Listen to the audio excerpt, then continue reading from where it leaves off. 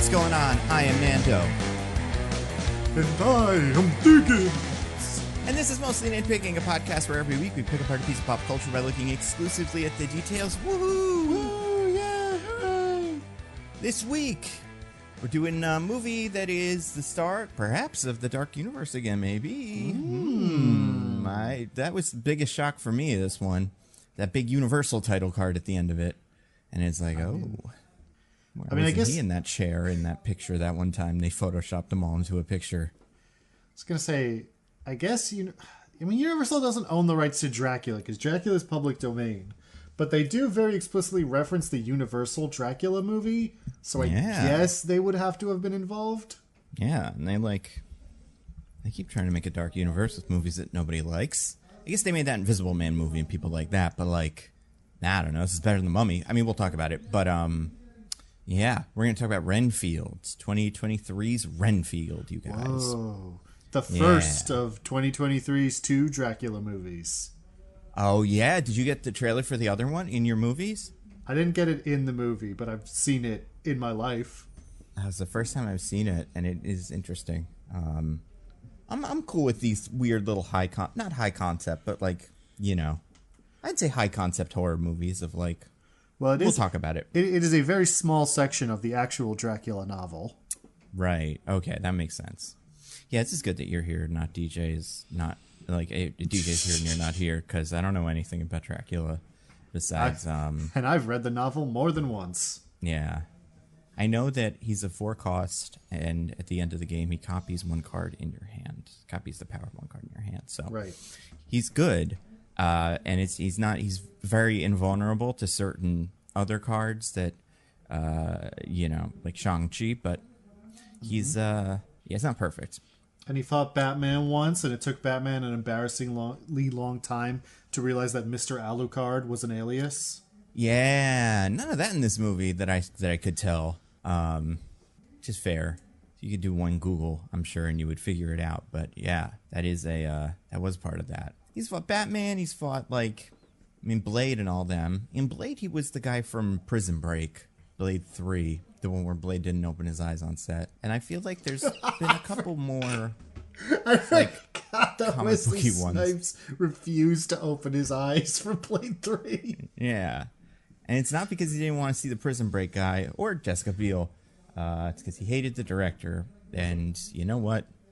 I don't know who's writing this one. I don't have enough details. I could see either of them being correct. But before that, we got to talk about some news, because I got big news today. Big news. 3 newses. First one. That's so many newses. I know. This one's exciting. Today, there was an interview on The View. I don't know did you see this, Diggins? There was an interview. There was an interview. And it was with star of stage and screen Patti LuPone, apparently, who I did not see this, whatever this is. Okay. I'm excited.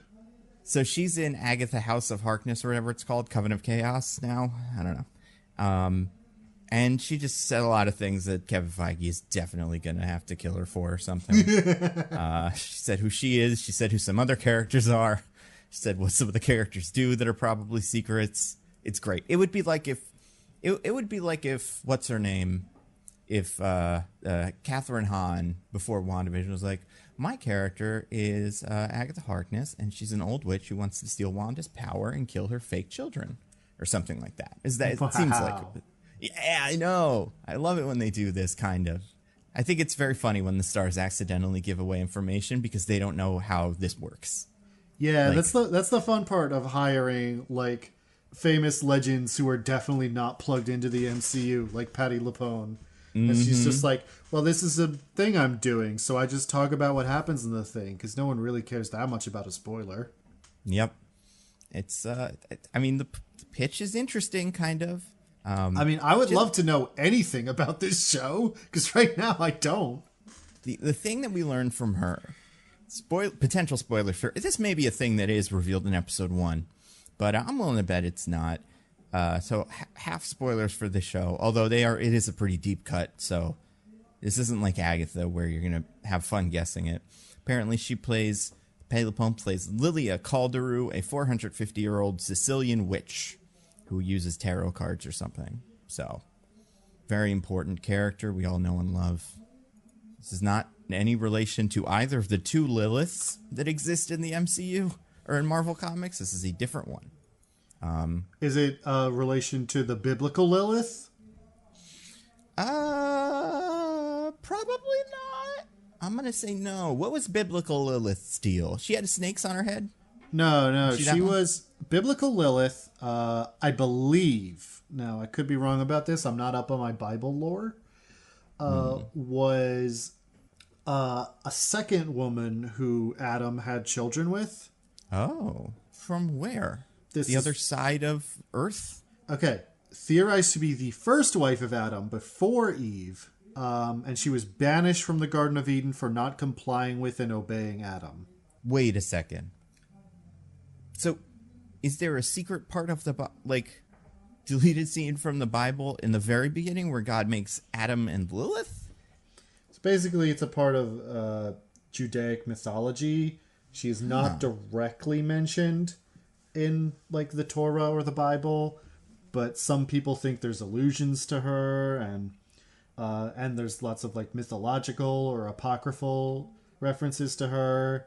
Although most, modern authorities on the Torah and the Bible are like, that's not a thing. That didn't happen. So she's like a biblical retcon kind of fan fiction character who... Yeah, self-insert, yeah. Yeah, that lost book of the Bible where Jesus sicks a bunch of bears on kids who are making fun of him or whatever. That's right, yeah. It's like or that. Like all those Moon Knight panels that people just change the lines of to make them funnier and people think they're real. This is what that was.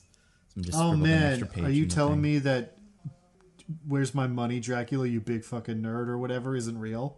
That one's not real, and the other one, when he calls the Avengers and is like, I thought Dracula was an Avenger, fuck, or something, also not real. Damn. There's some things that sound like that are real, where he's just kind of...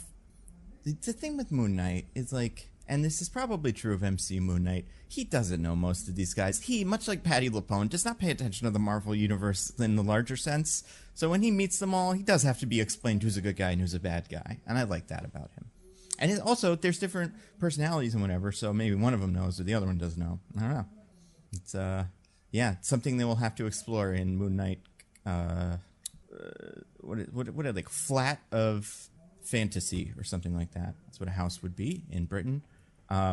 So yeah, we got Lilia Calderu finally. Wow, I can't believe if they don't. The people have been do her clamoring. justice, I will riot. Yeah. Yeah. People have been saying for years, where's Lilia Calderu? Where are you shoving this Iron Man and Hulk and Captain America down our throats when all the people want is Lilia Calderu? Yeah. That's pretty good. And you know what?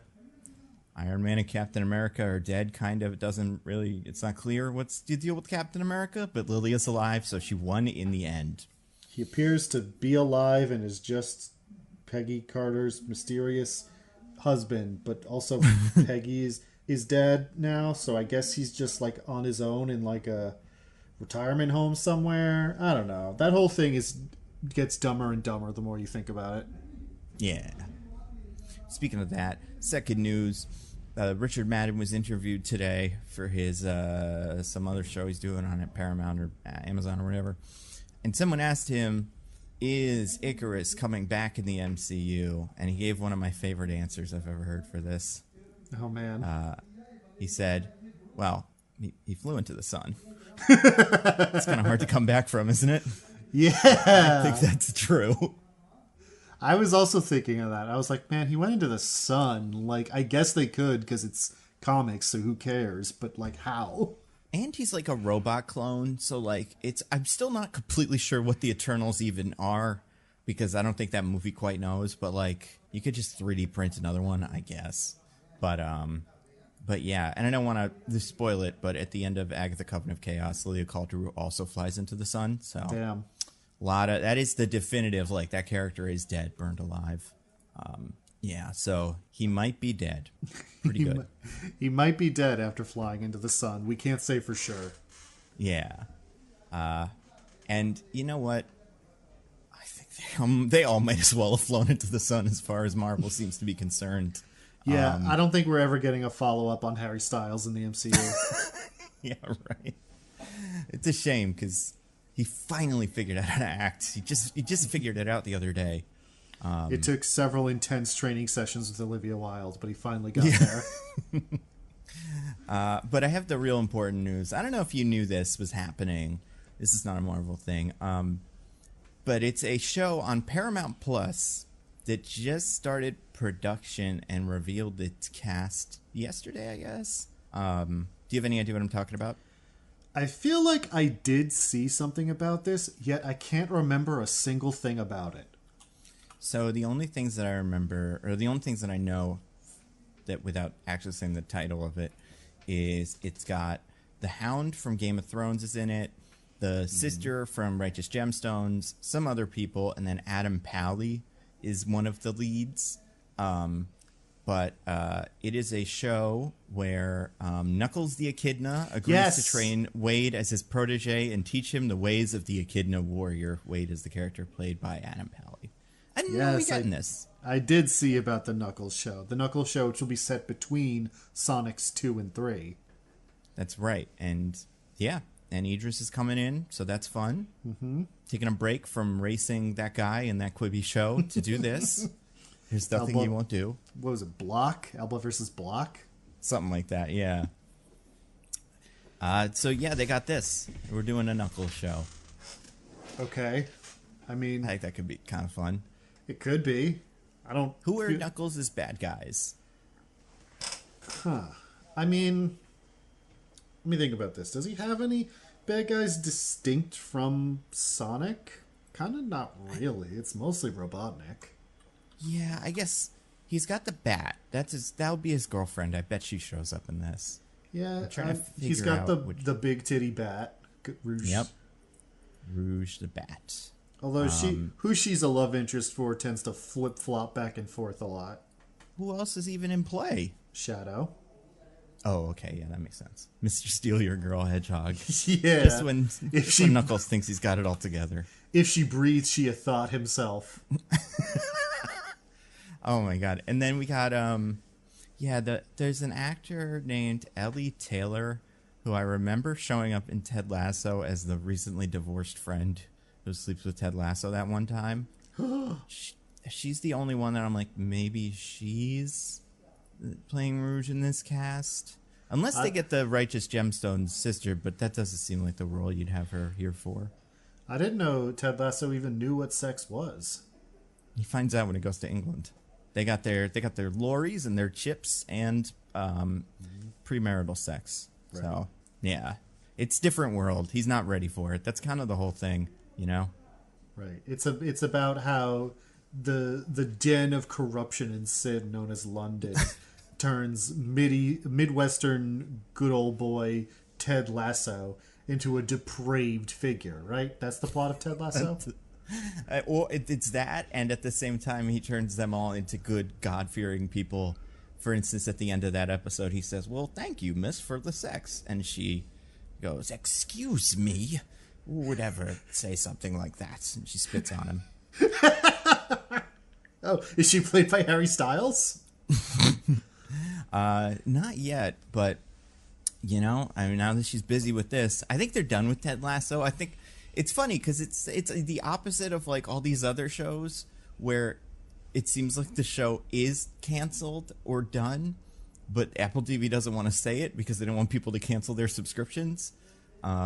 Unlike HBO, where like Succession is done and they advertise it as like the final season, and like Barry, it's the last time, his last ride. So you know, the problem is, what else does Apple TV have that people watch? I mean, I've Ghosted in a week.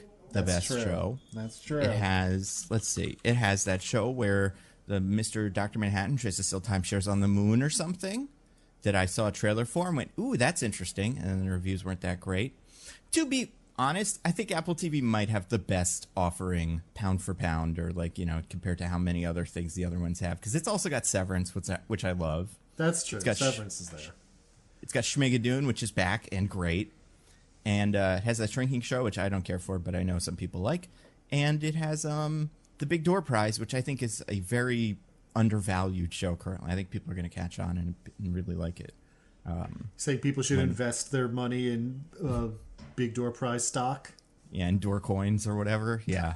Door coins. Yeah, it's good. There's a lot of weird buy stuff your on that. Big Door Prize ape while you can. Yeah.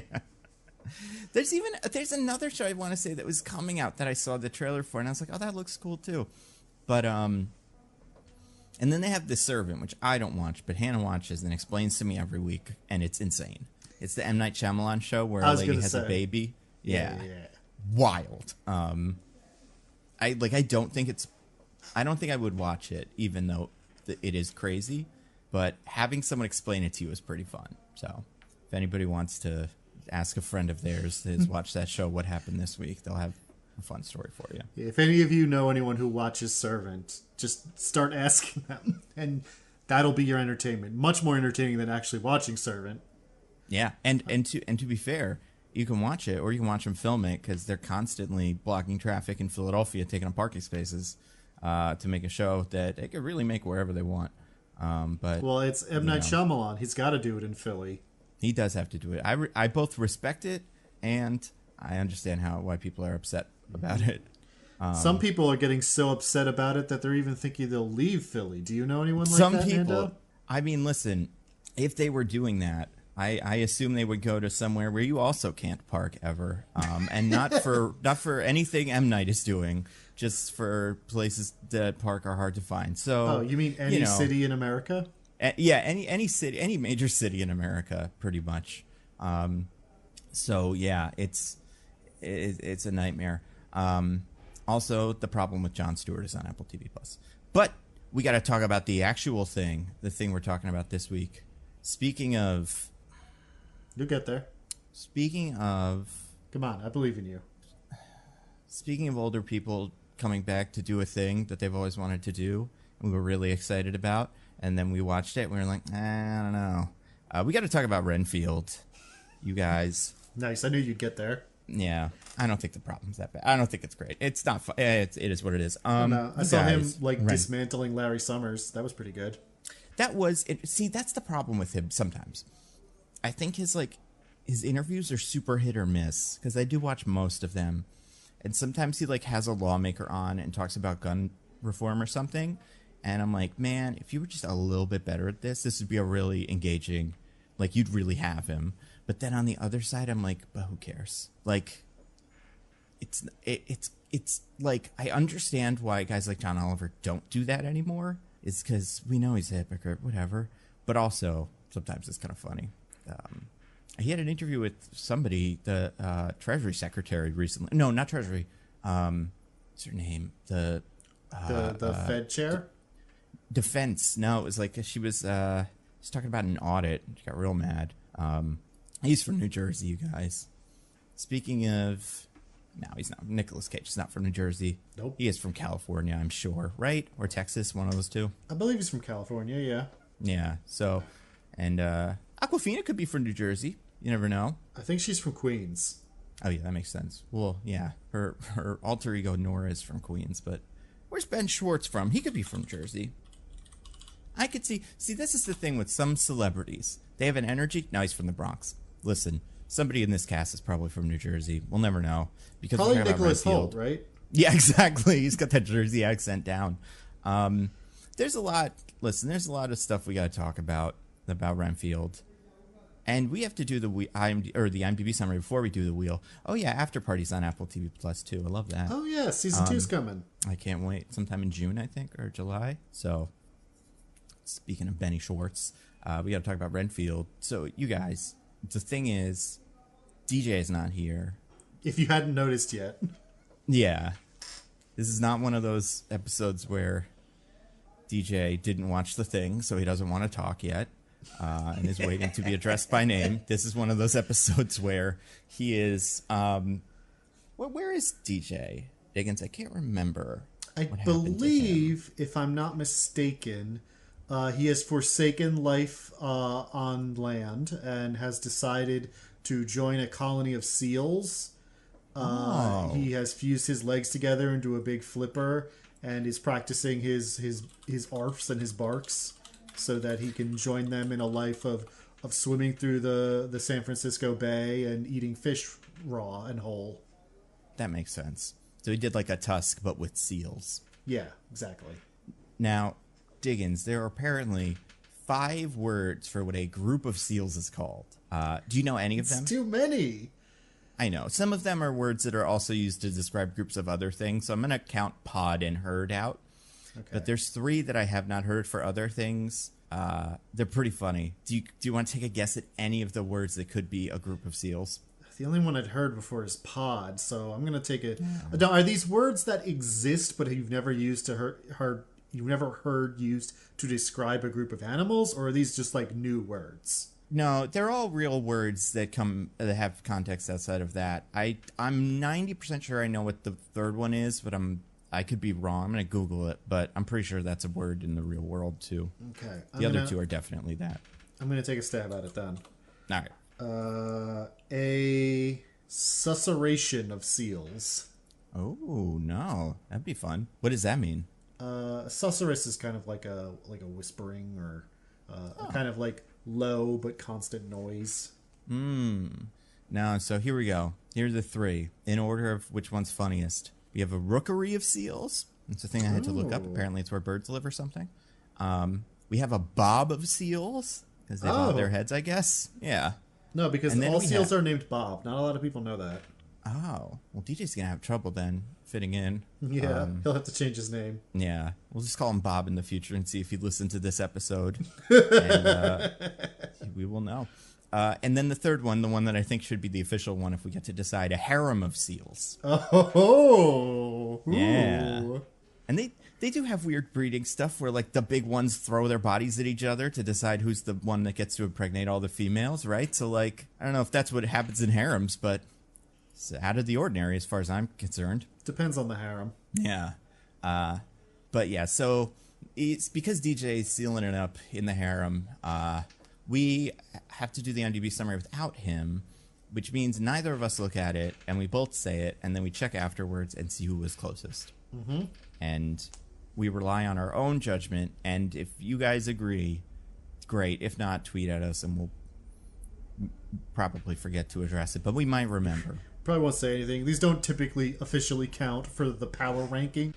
Yeah, but they're important for us. It's a matter of honor and pride. And not having to summarize this movie is also a key important thing. True.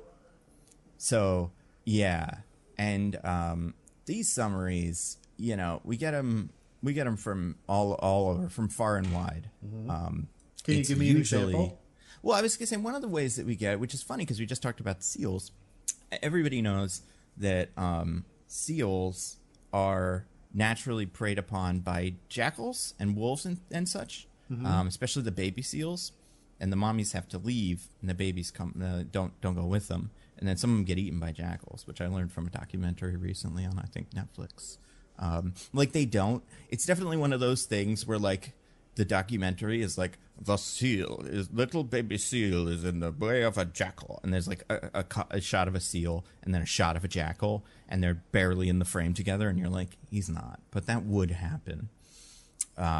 Anyway, sometimes the seal has to evade the jackal, and what they end up doing is evading them in a pattern of that is Morse code, because seals can jump. So what you do is when a movie comes out in a theater, the theater where it gets first released, which is usually the fancy one in, you know, LA with Michael Caine, his footprints and stuff, which we saw, you find the nearest seal and bring a jackal, and you set the jackal upon the seal, the little baby seal, of course, and it will survive because they're not really in any danger. But then you read what is given by the seal, the trail, that is what it's called, and that's where we get the word trailer from. And that is translated into English or whatever language the movie is in, and that is the IMDb summary. And it doesn't matter if the seal has seen the movie or not, because it's communicated via some sort of like high frequency that only seals can hear. But sometimes it's more right than others, depending on how fast the jackal is and stuff like that. So we, Right. you know, I think sometimes the seals do a better job than you'd expect, but other times they're way off.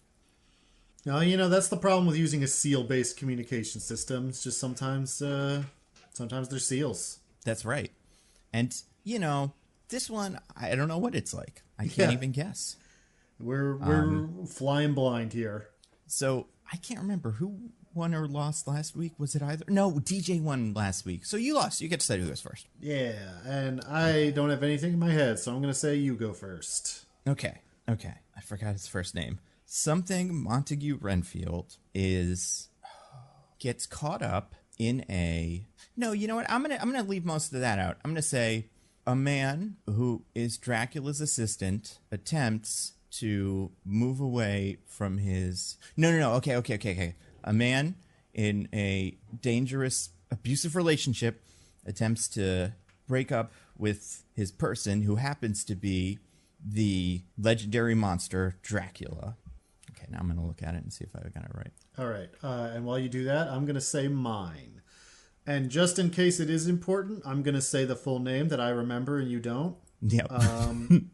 They say it enough in the movie, I should remember it. It comes up a lot. And also, this isn't one of those cases where I just watched the movie and you haven't. We both watched it last night. Yeah, that's true. Dracula's familiar, Robert Montague Renfield, is inspired by the actions of a determined traffic cop, Rebecca Quincy, to break free from his abusive relationship with the vampiric count. Okay. I'm not sure what movie the seals were watching. Oh no! Neither of these are close, what we said. But I also am like, there's a detail in here that I'm like, I'm pretty sure that didn't happen. I'm looking it up now.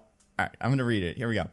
Renfield, Dracula's henchman and inmate at the lunatic asylum for decades, longs for a life away from the Count, his various demands, and all of the bloodshed that comes with them. What about this lunatic asylum? Did that happen in the movie? So that does happen in the movie, but not for decades. Right? And like, yeah, that's a crazy little detail to put in there. I don't know if this... I feel like this seal just read the Wikipedia summary for like who is Renfield and just kind of put it together. Yeah, because in the original book, Renfield had been in the asylum for a while. He's also an old man. He's like 60 years old. And like Dracula just happens to like start hypnotizing him and using him as a pawn because he happens to be in the insane asylum where one of the people plotting against Dracula works. Although in the movie, the Universal movie with Bela Lugosi, they kind of merge Renfield with a different character so that he is like the guy who goes to see Dracula at the beginning and then also the inmate at the asylum. But because of that merger, he's both A, young, and B, not in the insane asylum beforehand, so he's definitely not in it for decades. Well, to be fair to the movie, we know what Nicholas Hoult looks like when he's 60 because if we saw those X-Men movies that take place over the course of 10 years and he looks 1 year older every time. So this might be what he looks like when he's 60. I don't know the details. It's a great point. What would a tiebreaker even be? I don't know. It's got to be something that neither of us can look at beforehand. Right, and like something... I mean, we've done like the runtime, but that's no fun. Also, I'm pretty sure I know the runtime. Yeah, like what's like a fact, like a goof or something. I mean, we've done it before where we find like the first, like we have like a goof. There's a goof on IMDb, and we just pick one, or we don't pick it, but we like guess what scene it's in, and whoever's closest wins or something. I think we usually don't do tiebreakers when it's just the two of us. Usually there's a pretty clear winner, but this time, yeah, we both did real bad. And like it was tough because I was looking for words that you were, and like they don't use the word familiar. There were a couple of others that were like specifics that didn't map quite the right way. I'm trying to think of like here's the trouble with this is I'm trying to think of things I remember from this movie and go like what scene might have a thing in it, and then when I remember it I go well now I know it. So that does not help. Yeah, it's the thing. All the like little trivia bits I know about this movie are things that I know. Yeah. Is there? I mean, we can go back and forth, and the first one to stump the other wins. I mean, that's gonna be pretty easy. But I mean, yeah. I mean, that works. For me, and it will for you as well, I assume. So you get to stump me, or to potentially stump me. Well, you went first, so I feel like you get to go first, right? Yeah. I wanted to look this one up because I'm pretty sure I got this. I just want to make sure I don't screw it up. Hold on. This is tough because this thing it is not helping. Come on.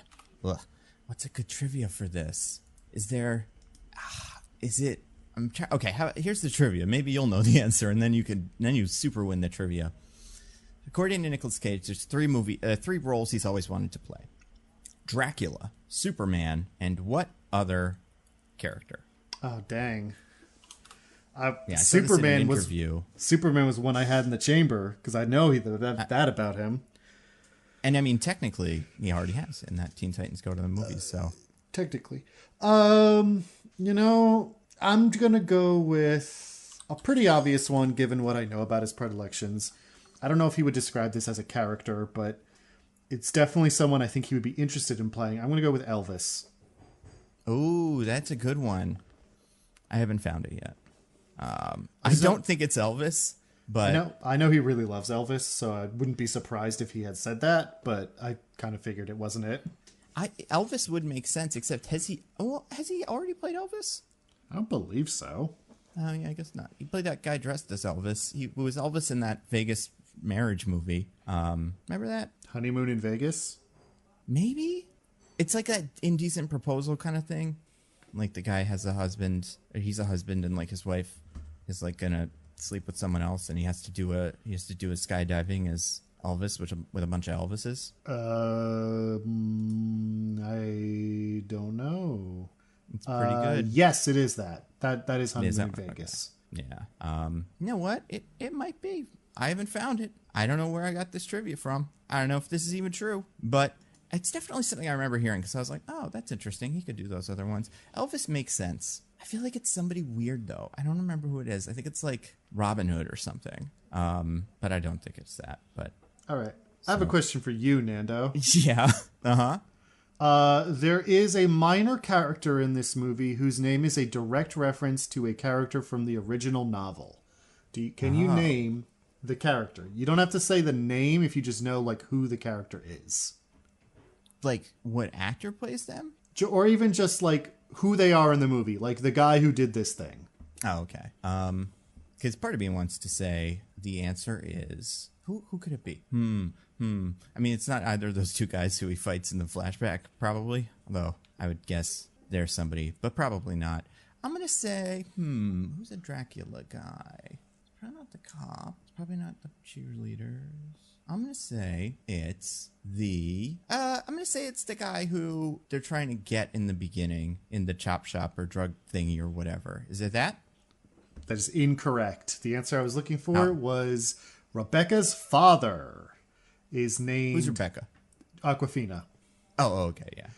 Is named Morris Quincy, which is a reference to the Dracula character Quincy Morris, who was a cowboy with a big knife.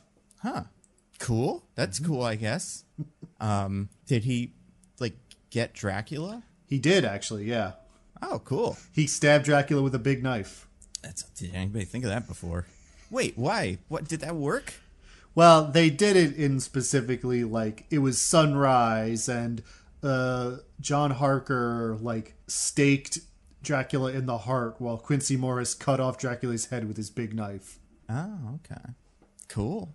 Also, I looked it up. It is Captain Nemo is the other character he's always wanted to play. Yeah, you know what? Now that you say that, I think I have heard him say that. Yeah, I don't know why that happens, or like why that hasn't happened yet. I guess it's kind of a tough pitch. But... You know, The Rock has the Jules Verne adaptation situation. Like has that market cornered, you know? Oh my God. To be a Jules Verne character, you got to go through The Rock. Yeah, you should do that. Like they should just go. We're gonna make that the third one, and then it's like The Rock versus Nicolas Cage as Captain Nemo. He hasn't been in those yet. I never saw the first one, but probably not. Well, The Rock's also not in that one. But, oh yeah, that's true. So they don't even know each other at all. Wow, cool. So we both lost. All right, I'm looking for another one. I kind of got one. It's more of a Nicolas Cage trivia than the other things. But I think it's kind of fun. okay. Okay, so in his storied career of like, I don't know, 30-ish years, how long has he been in the movie business? We're like 40 at this point. Yeah, it's been a while. He has played 3 characters with the first name of Joe. Do you know who 2 of them are? One of them is the character from Joe. Yep, that's a good one. Let me think. What other Joe has he been? In fact, there's 4, but the 4th one is like, I don't think this movie exists. This seems like one of those movies, this Netflix money laundering scheme or something, so I'm not counting it. But there's 2 other ones that are like movie that I've heard of before that I think count. I'm trying to think. This isn't my guess, but I'm just thinking, what's his name in that David Lynch movie he's in? Wild at Heart. I don't think it's Joe. I know that's a David Lynch movie. Yeah, it's really good. Cool. I mean, it's really weird, but I like it a lot. Is it Color Out of Space? Is he a Joe? No, or at least not. He's a Nathan in Color Out of Space. Yeah. That is interesting. Now, the 2 Joes are Bangkok Dangerous, a movie I always forget exists, and Wind Talkers. Have you ever seen Wind Talkers? I have not seen Wind Talkers. The one about like I want to say it's like Navajo signal breakers. Code oh, you're talking about Code Talkers? Yeah. Yeah, I think that's what that movie is about. Huh. What does he play in that movie? The main one. Oh no. He is. No, yeah, it's he is 2 he's in both US Marines, but him and I'm going to guess Peter Stormare or maybe Mark Ruffalo are 2 US Marines in World War II who are assigned to protect Navajo Marines who use their native language as an unbreakable radio cipher. So, maybe that's what the SEALs picked up. Maybe it was like some other cipher. They got the wrong thing. Maybe. All right. Here's my trivia to try to stump you. Okay. There are 2 famous New Orleans landmarks that feature in the plot of this movie. Can you name one of them? Yeah. It's Cafe Du Monde is like a landmark, right? Damn, you're kind right. of. It's like a tourist trap. Yeah. It's okay. I've been to New Orleans a couple times. Or once, but I went to there a couple times. You win, but can you name the other one? I'm trying to think. What would it even be? That restaurant that we've seen the name of 4 or 5 times. Mulatti's, the kind of racist name. Yeah, is that real? Not as far as I know. Apparently, there's a deleted scene where he's on Bourbon Street. We don't see. You know what? We see a weird overhead shot of Bourbon Street once, but we never go there in the movie. Yeah, that's not what I was referring to. It's the other one, the church. No, it is the hospital that they're staying in. The abandoned hospital. Charity Hospital is a famous abandoned hospital in New Orleans. Oh, cool. That makes sense. There's a lot of like, I don't know if that would be part of it, but I know part of the New Orleans like experience that I have no interest in is like ghost tours and stuff. Like haunted this and that. I could see that being a haunted thing. You know what else is kind of a landmark, but not really, but like kind of based on the setting of the movie? It seems like the scene where they kill the gangsters the first time where he goes to get those guys seems to take place in like one of the Mardi Gras factories or something. Yeah, right. Where they make the Mardi Gras floats, but I don't know if those are like landmarks. But as far as set dressing, I appreciated that. Anyway, I guess I lose. But first, let's read what the SEALs said. Oh yeah, the summary was. Did I not? I did. Oh, you did, right? Because we talked thing, about the inmate at the lunatic asylum for decades. You did. Here's my other question. Is that one guy supposed to be Van Helsing that we see? Or is there another character that is that? I think it's supposed to be like a reference to Van Helsing, but I don't think it's literally supposed to be Van Helsing. Okay. And then when does that Dracula book take place? Late 1800s. Like the book came out in 1897 and it was meant to be roughly contemporary. So is that guy a pope? Can we figure out which pope that was that he burst into a billion pieces? I think he's probably more like a bishop than a pope. Oh, okay. Was there a bishop that went mysteriously missing that day? You can figure out who that is. Could be. Who is Harker? Is that a guy from Dracula? Jonathan Harker? Yeah. Oh, okay. Why do you ask? I don't know. I was just thinking of names I associate with Dracula. I remember his girlfriend or wife in the League of Extraordinary Gentlemen movie is named that. Yeah, Mina. Something Harker. Yeah. Jonathan Harker is the character that in the movie, the Bela Lugosi movie, Renfield is kind of merged with. Okay. That makes sense. Yeah. Because in the novel, Jonathan Harker is like the real estate agent who goes to finalize a real estate deal with Dracula and is like the beginning of the novel. Right. Cool. Well, as the loser, because you didn't know all the Joes, it was either going to be Joes or Johns. I like it when an actor has one name that they just do a lot. Like Keanu Reeves and Johns. Exactly. And I was like, does Nicolas Cage have one of those? The problem with a lot of Nicolas Cage's roles, not all of them, but more than you'd expect, is the name is just like the something. He's the cook, he's the hero, he's the janitor, and then... I mean, if the cook is Pig, he does have a name. So that is not... That movie he is Rob. The cook is from a movie called Running with the Devil, which looks like another geezer teaser or whatever those are called. And then the hero is... Where was that one? I just had it. I guess we'll never know. But... The one other interesting thing is he plays a character named Troy in a movie called Dog Eat Dog. Have you ever seen that? I have not. There's a lot of Nick Cage movies out there. I haven't seen many of them. There's way too many. But yeah, he played Castor Troy in that other movie, and I'm like, I wonder if that's like a side sequel to that. But I'm pretty sure he explodes in that. In Face Off, yeah. Yeah, right. He doesn't make it through that. And the hero is a movie called Prisoners of Ghostland, which looks kind of cool. Oh, I wrecked that movie on the podcast once, I believe. Oh, okay. It could have been more fun than it is, but I like it. Mm-hmm. I can see it. Yeah. He's even in a new movie called Sympathy for the Devil, which is not out yet, but he is the passenger. I do feel like Nicolas Cage tends to take roles that have an air of mystery around them or something, and that like in Willy's Wonderland, when he's just like a vagrant. That's the janitor, yeah. It's a big, it's just... I don't even think he has that name in the movie, but I think that's the name they give him in the script, I guess. The only other one I thought was fun is there's only one movie he's ever been in, and this is just one, where his character was named Speckles. Do you remember what that is? Speckles? Speckles. Why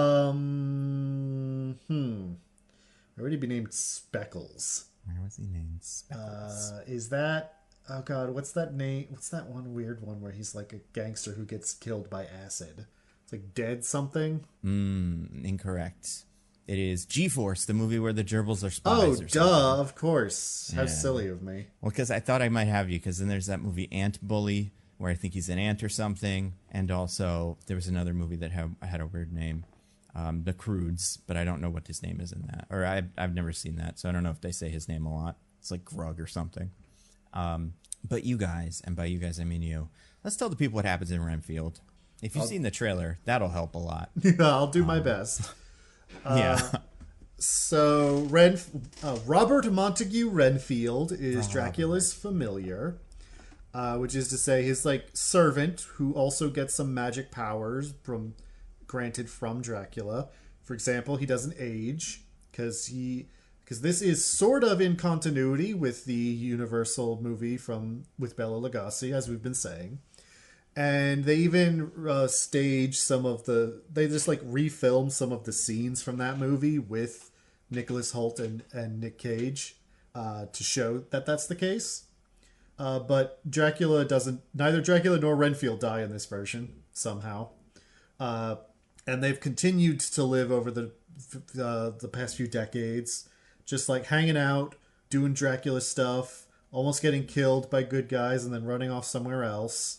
And Renfield's getting tired of it, but he doesn't know how to get out. So lately, while they're hiding out in New Orleans after the last time Dracula almost got killed, Renfield takes to going to group, anonymous group, Alcoholics Anonymous, but for support people. Group support or group. like a Support group. That's what I was thinking of. A support group for people in abusive relationships, where he decides to start hunting down and killing the abusers that the people in the support group talk about, so that he can feed them to Dracula, so he feels a little less bad about what he does, which is kill people so Dracula can eat them. He does kill some guy who's a piece of shit and steals drugs and listens to ska, so all bad qualities. He kills him, but also a mob hitman was after that guy who is a boss from like a Resident Evil game for some reason. Yeah, remember that game? Was that game where like all the serial killers fight each other or something? Or like you get to play different serial killers, and either you're the serial killer or you're like the kids in the cabin in the woods. And they make a bunch of knockoff serial killers for the game. Oh, Dead by Daylight? Yeah, he seems like somebody to slot into there. Yeah, he seems like the Leatherface replacement for Dead by Daylight. Mm-hmm. Yeah, it kills that guy too by punching his head clean off, but that scares Teddy Lobo, the local mob man, the local mob fail son, who was tasked with getting these guys killed. And so that ends up with Teddy Lobo getting arrested by Rebecca Quincy, a traffic cop, who has a vendetta against the Lobos, who are a gang who exist in New Orleans, a city with largely French influences, and who themselves are played by Ben Schwartz, who is, I believe, Jewish, and Shora Agdashlu, who is Iranian, and yet for whatever reason have chosen a Spanish word as their gang name, and their last name is keep Spanish. You on your toes. Because I guess it's their last name, right? They're the Lobos. He's Teddy Lobo. I guess so. I don't know. Lobo's Spanish for wolf, if you didn't know. Anyway, Teddy gets arrested, and Rebecca's like, I got you. She has a vendetta against the Lobos because they killed her dad, who was an honest cop. But he easily gets off because the New Orleans police are mostly pretty corrupt. And she gets really mad about it. And her sister's in the FBI and also looking into this, maybe. It's not 100% clear what her sister's looking into in the FBI, and it's also not that important.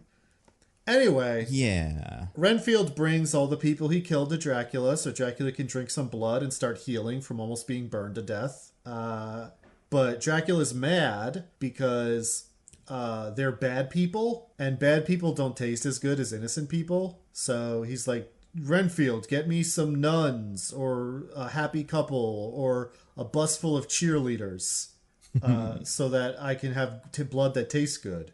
And Renfield's like, oh, okay.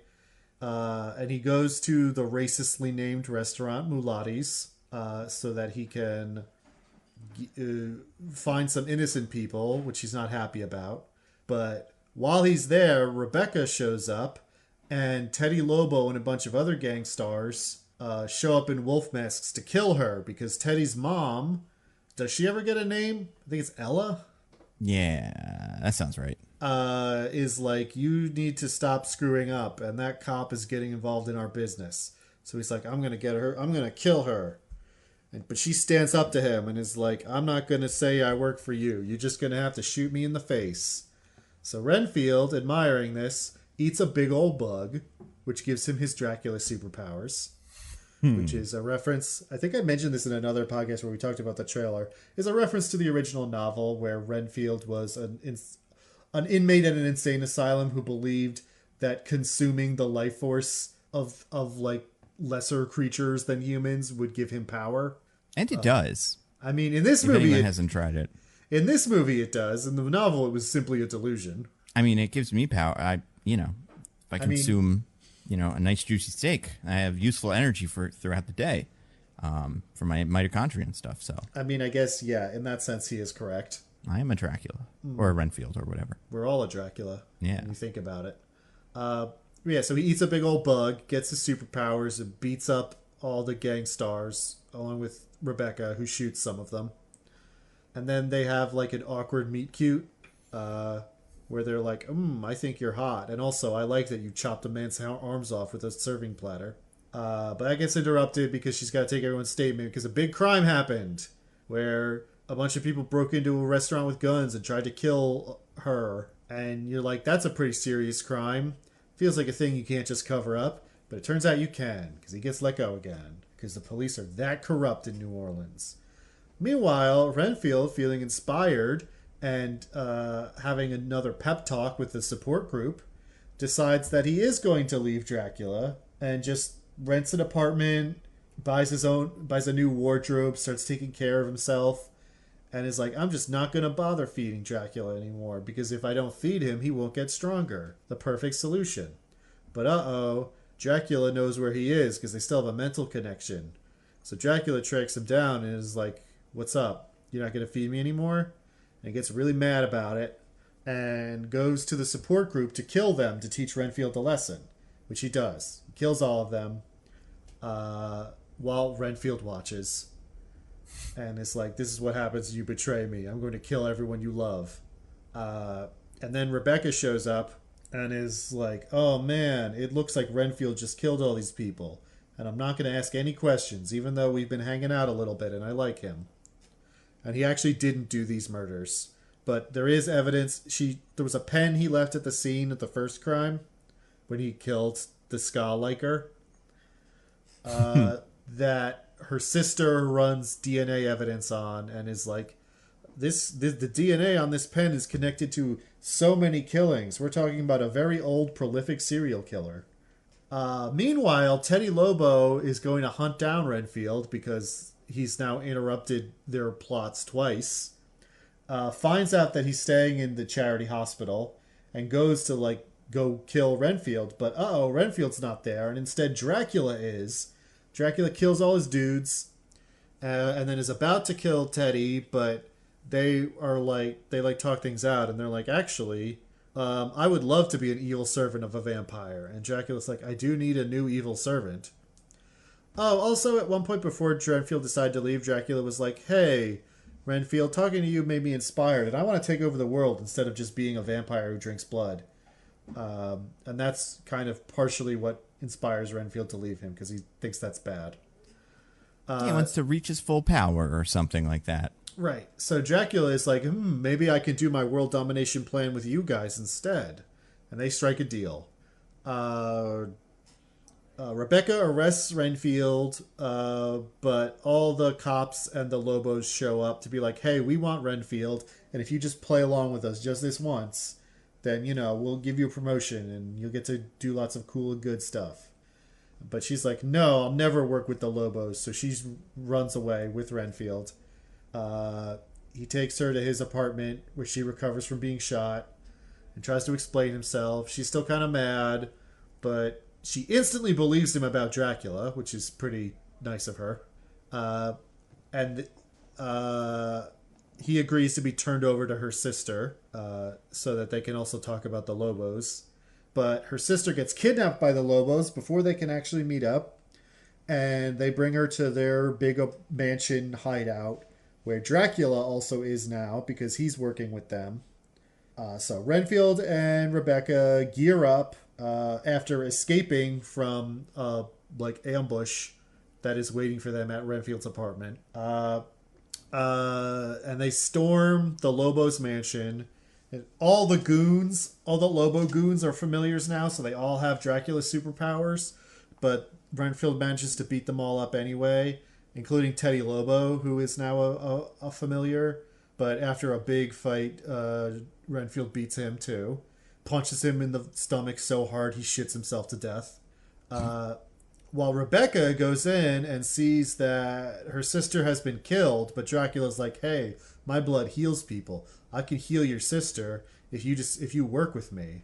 And she's like, I'll do it. And Renfield's like, no. But it turns out it was a trick, and she was actually just going over to open the windows so Dracula would die in the sunlight. But Dracula can survive in the sunlight for a little bit, so he flies away as a bunch of bats.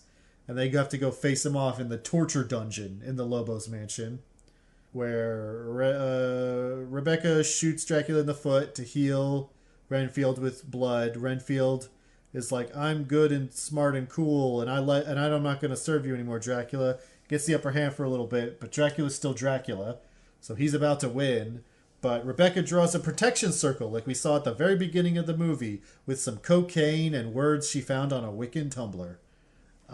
And that traps Dracula so they can use all the torture implements on him, grind him up into a paste, mix that paste up with holy water, put the paste into cement cubes, and then dump the cement cubes into the sewer. Which Renfield admits he's not even sure will actually kill Dracula, but it'll take him a while at least. And then, so Rebecca gets to arrest Mama Lobo and be a big hero. Renfield gets to be a nice guy now, and he doesn't have to serve Dracula anymore. He uses Dracula blood to bring back Rebecca's sister and all the support group, and he gets to live his life as he wants now, and everything's good. And that's the end of the movie. And there's no post-credit scene, so that's really the end of the movie. You'd be surprised. It seems like a movie that would have a post-credit scene. I did think. I stayed because I was like, there must be, but there's not. Yeah. Yeah, that is the whole thing. Mm-hmm. So, Nando, as our winner, you get to just tell us what you thought of the movie first. So, I think this movie is a great trailer. It's fantastic. All that stuff in it, you're like, that looks like a really fun movie. And on paper, I think this movie works pretty well. I think Nicolas Cage is fun. I think Nicholas Hoult is also fun, although I have a little bit of trouble with just his vibe in general in this movie. Not that it's bad, but just it's a little confusing to me at some points. I liked all the New Orleans-iness of it. I think this movie does a good job incorporating Dracula lore. Not like an amazing job, but like, oh yeah, that's clever kind of job. And like the rules of Dracula and all that stuff.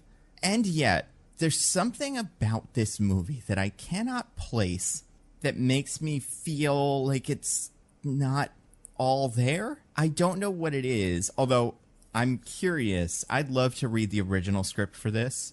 And because based on the trailer, I remember a couple things. Like just looking, like I had it auto playing when I had the thing going. There's a couple shots I'm like, I don't think that was in the movie.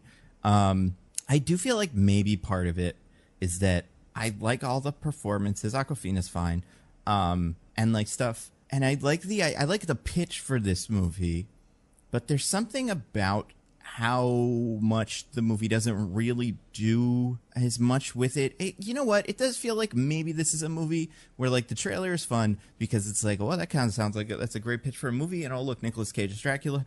And it's not, it is not more than the sum of its parts for me. I didn't dislike it. It's nice and short, and the action's better than I expected, or at least different.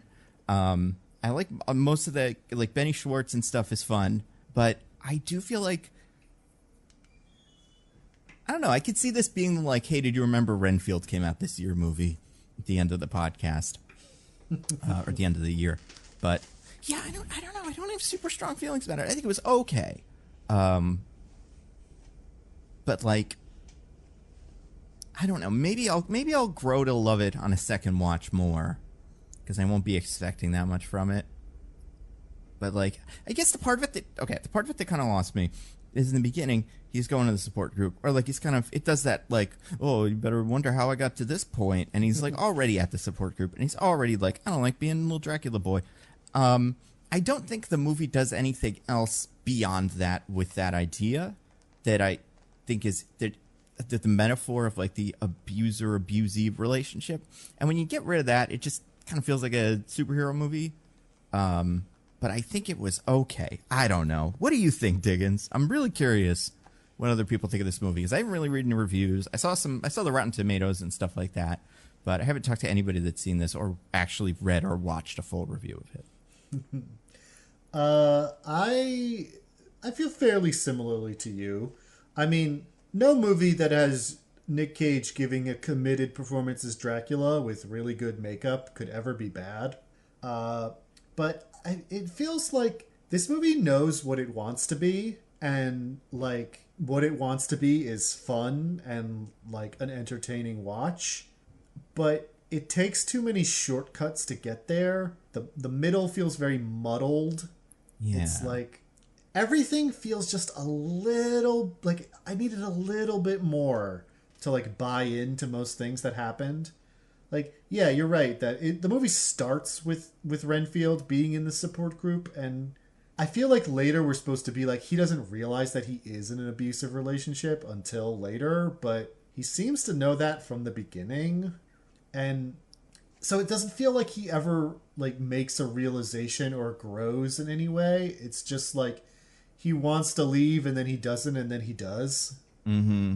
And same thing with like Aquafina's character. It's like, okay, she wants revenge and the police department is corrupt, but it's like so it never really quite feels like her anger is in an unjustified direction or like is hampering her or like anything else that would make the character growth of like channeling her anger correctly work. Like, yeah, she wants to take down some people who are committing some very big and obvious crimes, and the only reason she can't is because everyone else around her is comically corrupt. Like that seems that seems justifiable. Mm-hmm. So it's just like, I don't know. It's one of those movies where I feel like I think I would have loved this if you gave this another few passes and really tightened it up. Because a lot of it is there. It looks very stylish. The action's pretty good. Nick Cage is incredible.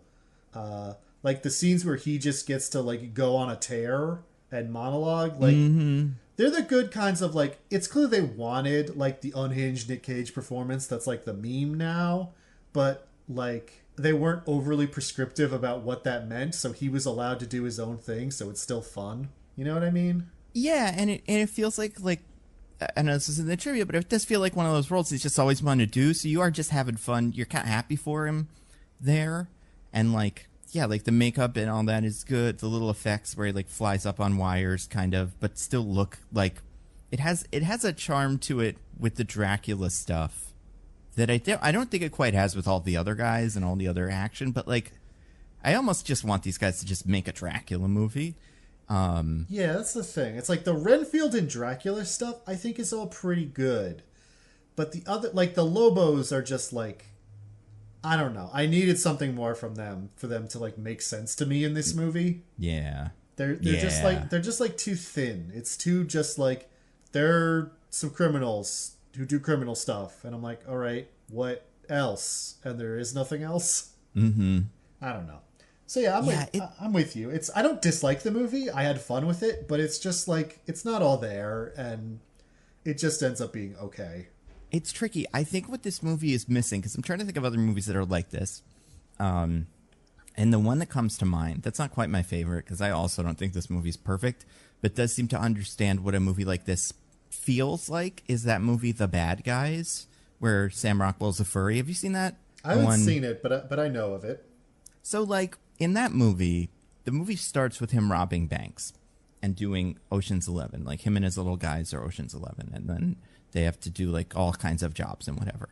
And then there's a moment at the end of the first act, which makes sense, or maybe a little bit before that, where he accidentally does a good thing and gets rewarded for it by someone, and then he kind of, something, like, breaks in his brain, and he kind of has to slowly get into the, oh, what if there is another way for me to exist?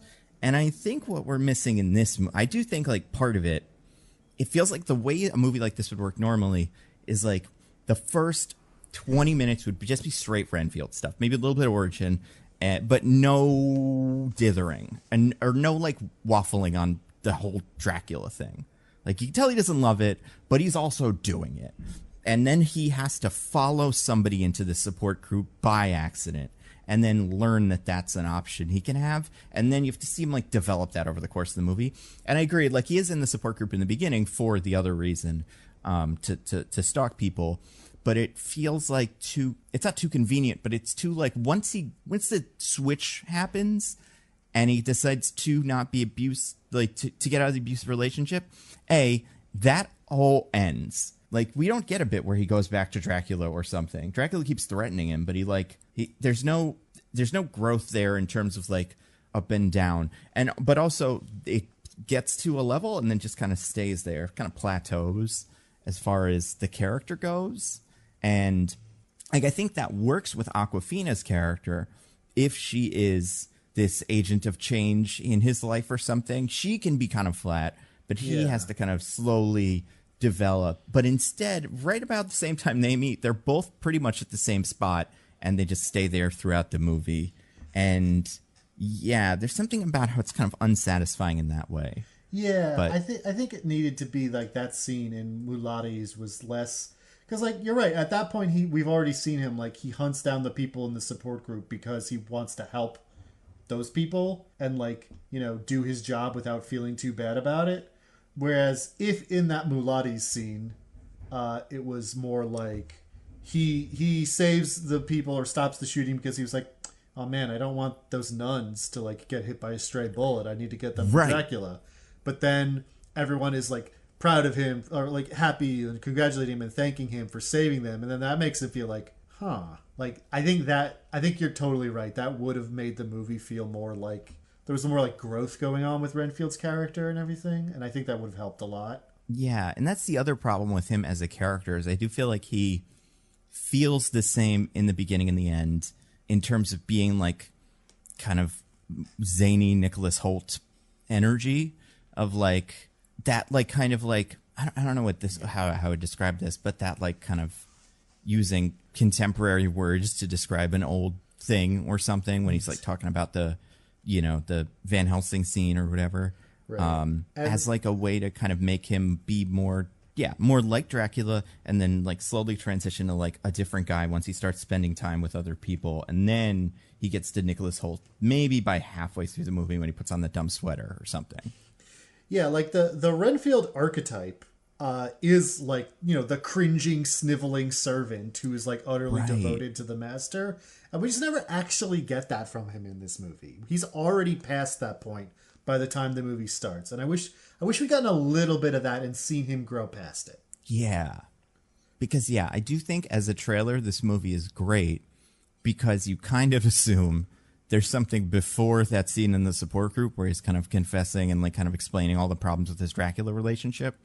But there, and he has that moments before that, but because of the narration and the way that the movie is framed, we never feel that. But yeah, with the trailer, you're just like, well, obviously there's going to be some sick stuff there. And like, yeah, it's interesting because it is also a superhero movie to some extent. I'm trying to think of like, because it's kind of like, he's not the Punisher, but he's kind of like a chipper version of the Punisher where he only kills bad people. Honestly, he's a little like Sweeney Todd, where like he has like a, you know, I'll kill the bad people and that's how I kind of get over my immoral thing that I'm doing. He's like the Edward backstory in Twilight that we only got a second of.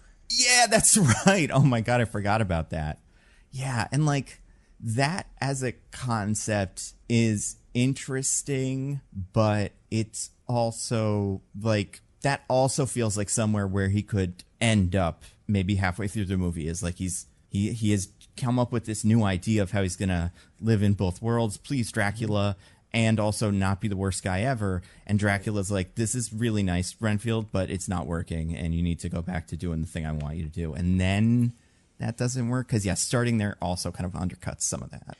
And also that would also, like, the monologue that Dracula gives halfway through where he's like, oh, you think you're like a good person or a victim or whatever? Yeah. You're absolutely complicit in everything I do. That would make that hit a lot harder because it's like, oh, man, he's really trying to like make it work where he can still serve Dracula and try to be a better person. Dracula's like, no, man, serving me makes you evil and you're evil and get back to being more evil with me. Yeah. By the way, I was going to ask this as a trivia, but I didn't think it would be a good trivia because it was on the IMDb page very near the summary. Do you know who wrote this movie? I don't think he wrote it. I think it was more of like a concept by or story by or something. Yeah, produced. That's true. But it is, Robert Kirkman, the Walking Dead man. So interesting. And the Invincible Man. And some of the like, I can see this as like some of the themes of this line up with Invincible a little bit in this like, you know, unhealthy relationship, not quite the same thing, but like character has to break out of that and whatever. And like, I can see Robert Kirkman coming up with that and then just leaving it in someone else's hands. And then that's what you end up with. Not that it's terrible, but just like it. Yeah, I could see the skeleton of what this movie is. Mm-hmm. Fortunately, it's not like a Walking Dead where it's a relentlessly grimdark thing that just becomes about who's going to be murdered next. Oh my God. Yeah. Easily one of the big examples of a show that overstayed its welcome. Although this person, so not to say, so the actual writer of this movie is a person named Ryan Ridley, who is wrote a bunch of episodes of Rick and Morty and Community. And honestly, some of the better ones that I can think of. Really? Maybe not all of them, but like he did the Purge episode, which I think is good. Morty's Mind Blowers, he's got a written by credit on. And he wrote Meeseeks was him. Oh. And Close Encounters of the Rick Kind, which I don't remember what that is, but like that probably was good because it's in the first season. And he also wrote my favorite episode of Community, the grifting episode with Matt Berry, the grifting teacher. Yeah. So I think most of the comedy in this kind of worked. I didn't get huge reactions at the theater where I saw this for jokes, but like I get it where they were making jokes and I was like, oh yeah, that's a joke. Oh, Close Rick Encounters of the Rick Kind is the Council of Ricks and Evil Morty episode from season 1. That one's really good. Okay. Yeah, that is a solid one. So yeah. Fortunately, nothing has happened recently that would make us reevaluate our relationship with Rick and Morty. Yeah. It's interesting because this person, then like I think this movie, it is kind of frustrating, but I don't hate it, but it's just, I'm not mad. I'm just disappointed. Yeah, really. It's like, I'd love to see if there were deleted scenes and stuff, what was changed. It definitely feels like, because there's some scenes where I'm just like, I can feel that there was connective tissue here that's just not in the movie. Mm-hmm. Like in the confrontation scene towards the end where Dracula is trying to like win over Rebecca, like she comes in and it's Ella Lobo and Dracula there, and then Dracula comes in and is like, serve me, and Ella's just like not there, and then we later see Ella like running away, and it's like, why is she doing that? I thought she was working with Dracula. What's happening here? Yeah, I can't remember what the other one was because there was another scene that I can't remember what it, like. I want to say it was in the middle of the movie where the editing was really weird from the scene we were into the next scene, kind of like Drink the Ooze, where you're like, there was something else that this is not how the scene ends. Or there was another scene in here that made that transition a little less jarring. But yeah. But I mean, you know what? Speaking of things that help with transitions and transmissions, we have a wheel, on a car, like cars have wheels. This movie has some cars. It has one car and then a fleet of cars that show up as if on like from a little cartoon hole in the, like it just opens up and every single police car in town comes out. That happens twice. Yeah, they're used to it by then. You're in New Orleans. You're like, God damn it. This must be the Lobos thing. This is why the police need a cop city, so they can practice their synchronized screeching up to the scene of a crime all at once. Oh my God, yeah. That is, you know what? I changed my mind. Cop city's a good idea. We got to talk about, I'm going to spin the wheel. We got a couple things on here. First one, very important, Ska's not dead. Remember dubstep jokes? Yeah. I remember them, but I thought they were dead, and they are, but they found a way. Remember when Saints Row, 4 had a dubstep gun? Yep. Remember when Deadpool brought up dubstep like 8 times in that second movie, and you're like, this would have been pretty stale in Deadpool 1. And Cable's like, dubstep's for pussies. Yeah. Oh, man. Yeah. So instead of dubstep, we have ska. Which, like, is ska still a thing? Ska's back, baby. Oh. Ska's having a revival on the internet in a niche subculture. I can see it. I mean, I think ska's national moment is dead forever, but, now people like us who grew up when ska was having its national moment are old and have disposable income, and so sometimes we want to listen to ska. That's true. And also, now that I think about it, it's weird that they're criticizing ska in New Orleans for having too many horns. Great point. Kind of assumed that'd be the place where people are more tolerant of ska, but I gotta admit, this is like one of the first things that happens. I did enjoy the joke where it's like, I enjoyed a couple of the ska jokes, to be honest, just because it came so out of nowhere to me.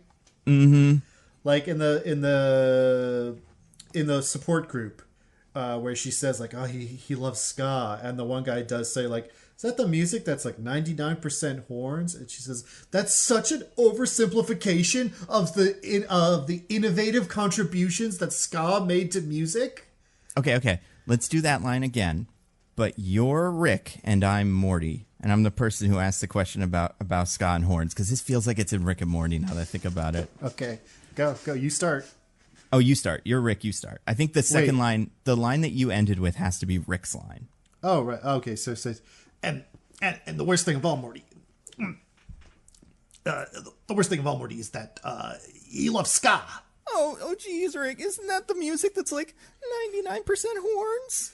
Jesus Christ, Morty, that's such an oversimplification of ska's innovative contribution to the music industry. Get your fucking head out of your ass, Morty. Zoinks, man. That is what they would say in Rick and Morty. Also, this is my audition to play Rick / Shaggy or Morty / Shaggy in the new Adventures of Rick and Morty. Can somebody send this podcast to Dan Harmon so he can consider hiring us to be Rick and Morty? Yeah, I think we got it. Definitely the best one I've ever heard. But yeah, that feels like a line that could come right into Rick and Morty. And I also liked. And I didn't hate it. I also liked when the one cop saw the "Ska's Not Dead" graffiti and was like, "Ska's not dead. God help us all." Yeah, that's true. That was fun. And I'll say another thing for that joke. After that point, gone from the movie. Does not overstay its welcome. Yeah, that's true. What's your opinion on ska as a music genre or whatever? I'm like the worst person to ask this sort of thing because I'm not a big music person in general. I don't know. Like I said, I was a teenager when ska was having its national moment. So I have some nostalgic fondness for ska. I have friends who are very into ska still, tragically. Yeah. So yeah, I don't know. I have positive associations with ska, but also like I never like sit and listen to music because I'm a weirdo. I'm weird. I wear this hat. That's so weird. I bet DJ would like ska or did like ska. That Oh, feels DJ? like, I think DJ was a ska guy. Oh, DJ 100% likes ska. DJ got Streetlight Manifesto to come to our college. Don't you remember? That's right. That was, yeah. So, I mean, as far as this podcast is concerned, we're probably positive on ska, but on average, we're like, definitely. Well, on average, we're positive. I think unless you're about to bust out the scorching hot anti-ska takes, I think we're ambivalent to positive about ska generally. Yeah, I think if ska came on, if I had like a playlist that I didn't make or something, and I was like driving, and ska came on, I'd probably skip it and see if something else was up. But if I was in a store shopping and ska was on, I'd be like, eh. But I don't think I'd go to a ska concert. If you were in a Mardi Gras factory dividing your stolen drugs with your pals, and one of them was just playing loud ska music, you'd be like, yeah, all right. I think after that, I'd be like, hey, let's all do playlists next time or something so that I could maybe get some other music in there. Because I feel like if this character works the way it seems like he does, that's all that ever plays with that thing. And that's not great. But yeah, I'd probably go with it. I'd also be like, I think if my friend was a big ska person who played ska music while we were divvying up cocaine or whatever, I would be like, have some questions, be like, what's the best ska band? So I could see if there's something there besides all the stuff from like the Tony Hawk game and stuff, and like what you think of as like ska. Maybe it's cool. I don't know. I would ask my friend. So, how good are you at skanking? Oh my god. Well, yeah. I mean, some of the characters were doing some. I think I'm surprised there wasn't a ska themed fight scene where by the end of the movie, Renfield has gotten really into ska and he's just kicking people through the chest so that their heart explodes. But I kind of would have liked that. Yeah, it would have been weird, but it would have been something. Like it would have had to have been something he just like. It wouldn't have worked as a joke. It would have kind of, I think, run out its welcome pretty quickly, especially because it's ska. If it was something more obscure, I think it could work. But where that would be the first detail he hears at the support group, and he has that's like a question, what's ska? And then that kind of opens him up to a new kind of life or something. But yeah, that movie could work 10 years ago, but perhaps not today. Speaking of things from years and years ago, I spun the wheel again, landed on one of yours, Bela KG. Yeah, so I mentioned in the summary or recount. What do we call that what we do there? Punishment. The punishment in my punishment. Your dark fate. Yeah. What do we call that? A recap. Yeah. Recap. That sounds right. one of the first things that happens in the movie is like Renfield sort of recounting the story of how he became Dracula's familiar. And to show this, they have like shot for shot, like complete total recreation, lighting, black and white, everything of scenes from the original Bela Lugosi Dracula movie. But it's Nick Cage and Nicholas Hoult. I don't think it's like a CGI thing where they inserted their heads. It looks to me like they really did just film these scenes in that style, which is pretty cool. Yeah, I think they did too. It didn't look like a head swap either. And for losers like me who have watched that movie and have read the novel, it was a really cool moment to be like, oh, hey, they're like fully going with that like canon or whatever. Like this is that movie, but they did the shots again and Nick Cage is in there. And I liked that a lot. Yeah, that part was great. I was kind of, at the end of it, upset that wasn't what the movie was. I think maybe it wouldn't have worked, but like this is why maybe spending a little bit more time in that movie would have been fun, because it was pretty good and it felt different. And it also felt like what Nicolas Cage wanted to do. Like I could see that being in his contract. We have to recreate the Bela Lugosi stuff. Mm-hmm. I think some of it is new. I think like the opera stuff, I don't believe happens in Dracula. It's been a little while since I watched it. Right. I forgot about that. But you know, it is of a piece with the stuff that is just complete recreation of the Dracula movie. So I think it works. Yeah, that was great. It also made me wonder, not made me wonder, but for a second I was like, oh, is this supposed to be, like, is this a reboot of the Dark Universe, but where we're pretending the original Dark Universe movies were canon? But then I was like, I don't know if Renfield survives any of those. I've never seen any of them, so I don't know if this actually makes sense. But Renfield does not survive the novel. I don't remember in the movie if his character dies or not. Yeah, so that could be something. But yeah, I agree. That part was cool. I'm surprised that wasn't in the trailers. Maybe they wanted to keep it a little surprise, which yeah, I'm happy with. That was nice of them. Yeah, that part was fun. In general, I think I mentioned this, but I liked the way Nicolas Cage looked, but I also liked the way they did, like, how he floated through the air and stuff, and, like, his little lunges. Because, like, Nicholas Hoult was a cartoon character bouncing around with, like, big prop arms or whatever. But, like, Nicolas Cage, I guess there were a couple times where he did, like, super speed stuff, but for the most part, it was, like, what you'd expect from that. Like, a guy on a wire just flying forward. Looked pretty cool. Yeah, when they do practical stuff in this movie, I thought it looked neato. Yeah. Speaking of neato, I spun the wheel again, landed on one of yours, it's one of yours with my words. So wait, who wrote Dracula? Because like we were saying before, or maybe this came up, Dracula does seem to exist as a myth or something in this culture. And what is that then? Yeah, because like later when Teddy is introducing him to his mother, he's like, Mom, guess what? It's the real Dracula. And I'm like, yeah. Okay. So people know who Dracula is. And they think he's not real. That's right. Which would imply... Or do they think there's a lot of... there's one real Dracula out there and a lot of imposter Draculas? I guess that's possible. Keeps bringing Draculas home like, I got one. And then like that's a little kid in a Halloween costume. He's like, fuck. And then he throws it away. Finally got a Dracula. I mean... Awkwafina's character spends very little time in skepticism about Renfield's story of serving Dracula, but it does feel like she's supposed to be skeptical of it when he first says it, which would imply that Dracula is not commonly accepted as real. Yeah. And they don't go that route of like, he was a real person, but a historical figure. The historical figure you think of as whoever was actually Dracula or something.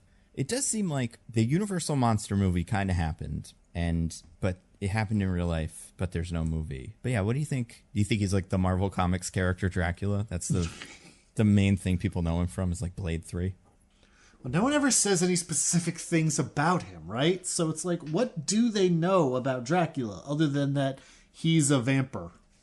Yeah, because nobody else tries to use the Dracula rules or any knowledge you would have about Dracula against Dracula, except for Renfield, who already knows Dracula. I was going to say, Rebecca does open the windows to like get sunlight on him, but that's also after her and Renfield have done like the training montage to get ready to fight him, so he could have just told her that. Yeah, and it's interesting too, because like this movie takes place in New Orleans, which is Vampire City in like fiction. In like True Blood. True Blood and all the Anne Rice, a lot of the Anne Rice stuff takes place in New Orleans. The new show that they just started doing, I don't know which one it is, but I guess the Interview with the Vampire show. I'm not sure if the movie takes place there, but the new one does. And I think she's from there. I'm not positive about this, but Anne Rice. Yeah, she's born in New Orleans, so it's one of those where just everything takes place where you are. But it is also like, there's lots of above ground cemeteries and like ghosts and haunting stuff, so they fit in. But yeah, I wonder, you know what else? Yeah, Dracula makes people familiars, but does Dracula in the book make vampires? Yes, he does, actually. He turns the love interest of most of the male characters, Lucy Westenra, into a vampire. Oh, okay. So you'd have to assume vampires exist in this universe, too. Yeah, vampires who aren't Dracula, yeah, they must. Yeah. Because that is... I don't think there is any Dracula lore in which he cannot do that. Right. So, yeah. Huh. Yeah, I'm curious. Now, it is interesting that he brings Awkwafina in and he's like, so here's how we killed Dracula. We got to do this, this, and this. And she is just like, cool. There's no, like, questions about that. But, like, so if the novel was written and the novel exists in this world, like... How did Bram Stoker like hear about it? Is the novel actually like a series of journal entries and newspaper clippings like it's presented as? Just like recounting real events? Is it like a non-fiction like history book in this world? Like what do people how did he get the story and how do people understand it in this world? Maybe it's a reverse War of the Worlds situation where he wrote it and it was real from like accounts that he had, I guess, which wouldn't make sense. But everyone thinks it's fiction, and then Dracula got him, I guess, so he never got to be like, no, it's real. But then I don't know how that would benefit Dracula. I feel like, well, no, that would benefit Dracula. You don't want the guy telling your secrets. Did you ever read the Dresden Files books? No, I've heard good things. I'm a little behind on them. I haven't read the last couple, but I enjoyed them a lot. And they had a take on this that I always liked, which is in that world, there's like multiple different kinds of vampires. I think they call them like courts, like the black court, the red court, etc. And the black court is like the Dracula kind of vampire. And the idea in that world is the red court like used Bram Stoker, like fed him this story that has all the weaknesses of Black Court vampires in it. Oh, I love that. To make people more aware of like how to kill Black Court vampires so that they would start dying out. That's really good. We got to do that if a podcast rival ever shows up. We gotta, like invent a supervillain podcast character, I guess. Because and they get most of the So what Dracula rules do we get in this, or how does Dracula work? Okay, Dracula cannot enter a place without being invited. Yep, which is one of my favorite vampire rules, and more things should use it because it's so stupid. Yeah, and like this movie comes up with two pretty good ways to make that work. Like for Dracula to kind of skirt that rule in a way where you're like, that guy's not dumb because he doesn't know this is Dracula. That could happen in real life. And I thought it was cute. I thought it was a funny joke that the welcome mat works, but also like, how does that work logistically? I guess as long as you put the welcome mat down, because I don't think Dracula could put a welcome mat in front of the door and then walk through it. Yeah, but as long as the person who put the welcome mat down did also let like lived there and like yeah, okay. I think that counts as like a contract kind of that they put. I mean, like Renfield doesn't know that. Also, it's like an outdoor motel apartment building. That thing's getting stolen. Like this is not. We're not in welcome mat country here, buddy. Yeah. But I don't think there's very much of that left. But also definitely not there. But okay, so there's that. There is weak to sunlight. Yep. Sleeps in a coffin because he does get taken to the Lobos in a coffin. Oh yeah, and he does the rising out of the coffin thing. That's fun. Drinks blood, obviously. Obviously, yeah. Now, does Dracula usually prefer the pure blood, or is that just something that like is convenient for this story? I don't think there's any distinction in the original novel. I think he just likes to drink blood. I don't think it really matters to him who it comes from. Although, because he's a big old creep, he does like to prey on young women. But I think that's more about him being a creep than about what he needs as a vampire. That makes sense. And then what else? I feel like Aquafina has a stake, but I don't think we see it used. Yeah, he never actually gets staked. They talk about it, but it never happens. Yeah. You can use a circle of something plus some stuff to do that. He's weak against like holy stuff and doesn't like the church, I guess. Yep. Yeah, the crucifix, that was something that at least Renfield told us would work. Can heal from injuries. So, okay. Not the Dracula blood thing, just that he himself is capable of it. That's normal lore. Yeah, did they invent the Dracula blood thing? I have heard of it before. It's in I think it's in like the Vampire Diaries. Oh, but okay. It's not a common thing. Yeah. Good. It's kind of dumb. Normally, drinking vampire blood is part of how you turn into a vampire. Right. Yeah. And I believe that is in the original. I think part of... Because it takes a while for him to turn someone into a vampire in the novel. And I believe part of it is that she drinks some of his blood. Yeah. Is there anything else? Oh, so what are Dracula's superpowers in this? Super strength, flight, regeneration. Seems to be very fast. Seems to be some kind of speed. Yeah. You know, he never demonstrates any kind of hypnotism, which is usually a pretty foundational vampire thing. Yeah, it seems like he can make you a familiar and then kind of do a little bit of, not like mind reading, but like project thoughts at you. But it's not like a hypnotism. It's just like a phone call. Yeah. And then he can also turn into a bunch of bats. That's kind of handy. I'm trying to think if there's anything else. He can kind of regenerate, kind of. He's able to like regrow the teeth and stuff.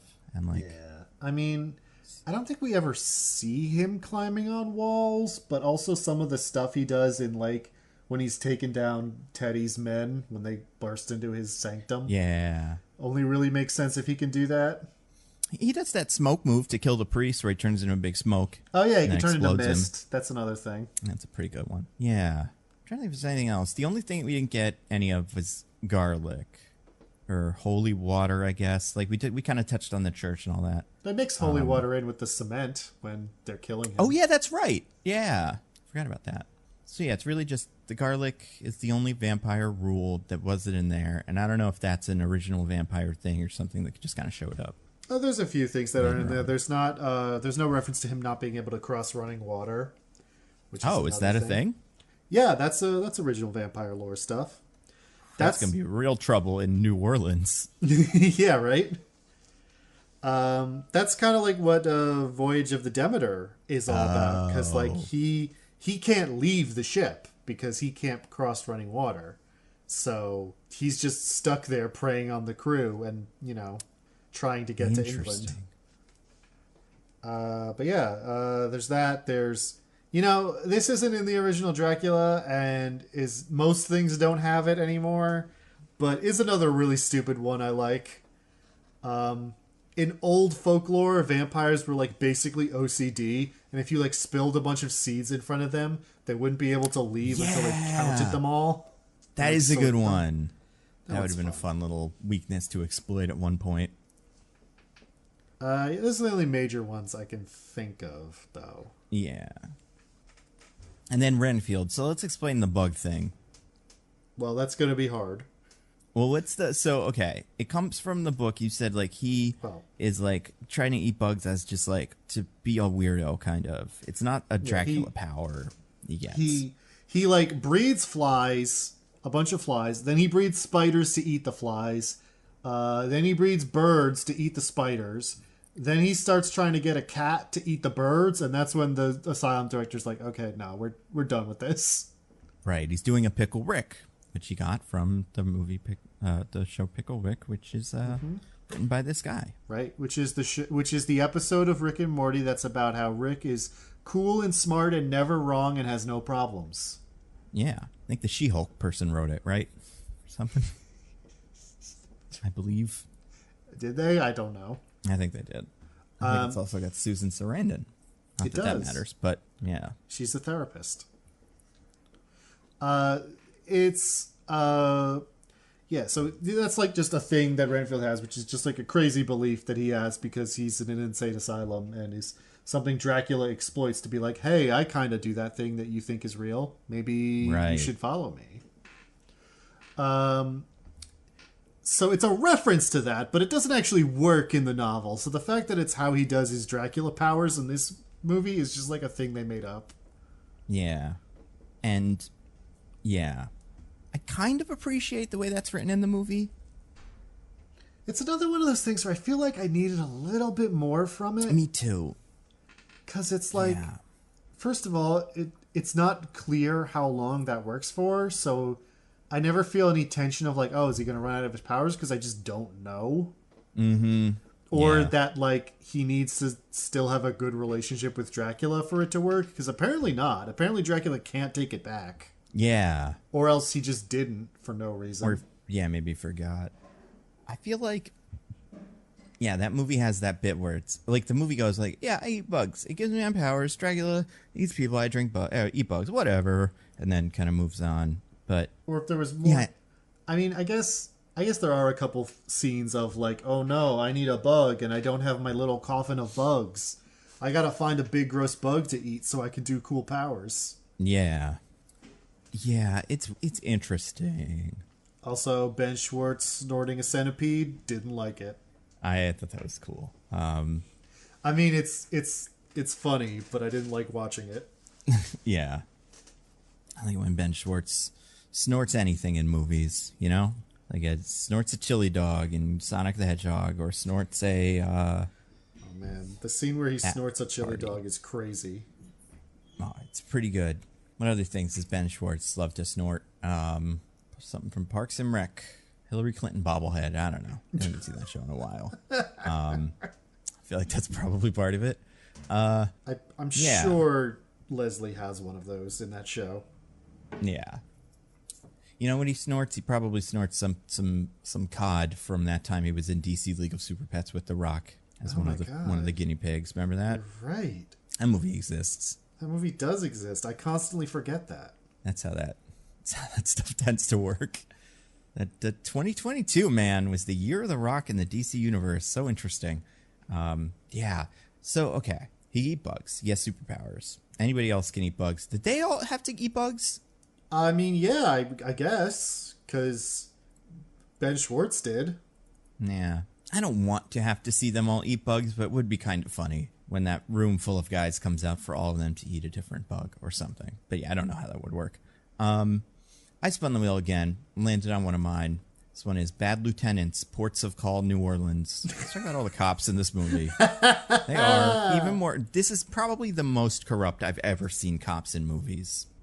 Like, truly, they are all, like, in the like, police headquarters. Like, guys, we have to be corrupt. Yeah, I'm trying to think. Oh, it was that... it was a movie I wrecked. I think it was called Silence, the South Korean movie about the abuse at the school for the deaf. There's a scene in that which I feel is instructive of how police like this normally operate in fiction, which is like the stories start coming out of like all the horrific things that have happened at this school, and this cop like has been taking bribes from them for years to just like look the other way and not do anything about it. So like he knows that it's happening and just like doesn't care and will take the money.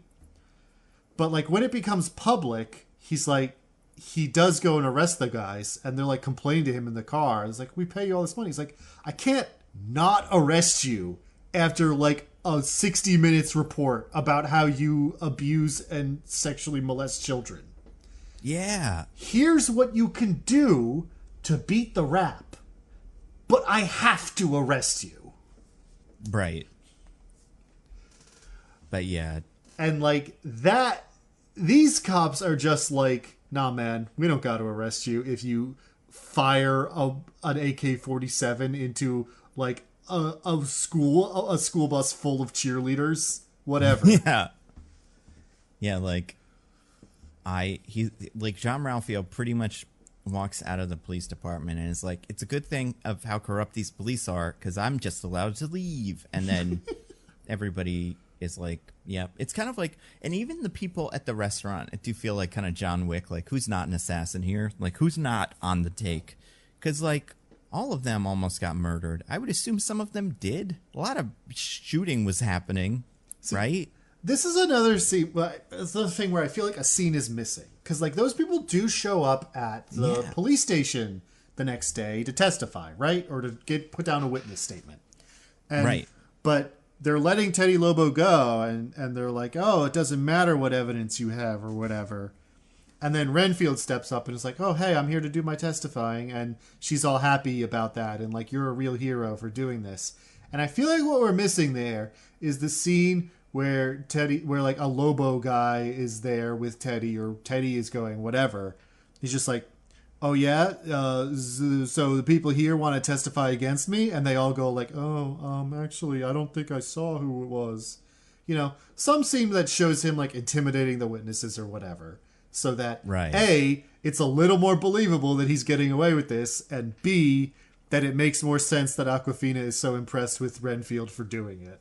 Yeah, maybe like a scene where like another, like they get there and it's a henchman that doesn't really look like Ben Schwartz, but with the Ben Schwartz blowout wig. And he turns around and everybody's like, yeah, that was him. And Ben Schwartz is like in a hoodie next to them going like, yeah, he did it. And everybody walks out with a big handful of cash or something. Because, yeah, I do feel like there are enough people that would have to be killed. Like, what is that restaurant even going to say? They have to put in an insurance claim or something, right? So the cops just go, no, there wasn't a gunfight there. Is that not on the news? People don't have cell phones? God, I guess the nuns probably don't. The cheerleaders must.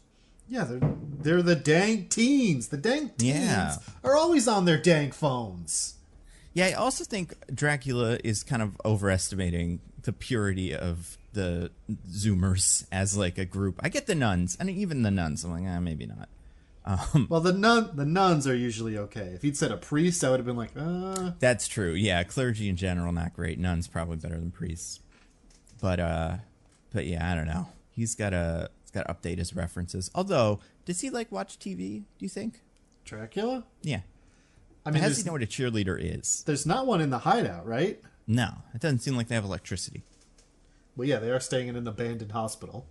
Yeah. I mean, he has existed for however many hundreds of years, so presumably he gets out and about sometimes, right? Right. Or like reads up on stuff. So I guess that's how he would know what a cheerleader is. Yeah, and he's like Dracula, so he's probably like, part owner of the Green Bay Packers or something, something truly evil. So he probably has gone to a football game, a late game at a dome, maybe. Aren't the Packers publicly owned? Well, that's what I mean. Like, that's the one where like everybody has, I've got one share of Packers, and everybody can be one of those people. I mean, he could be a part owner of like the Cowboys too, like. Jerry Jones is also one of his familiars, but I feel like he'd look better if that was the case. And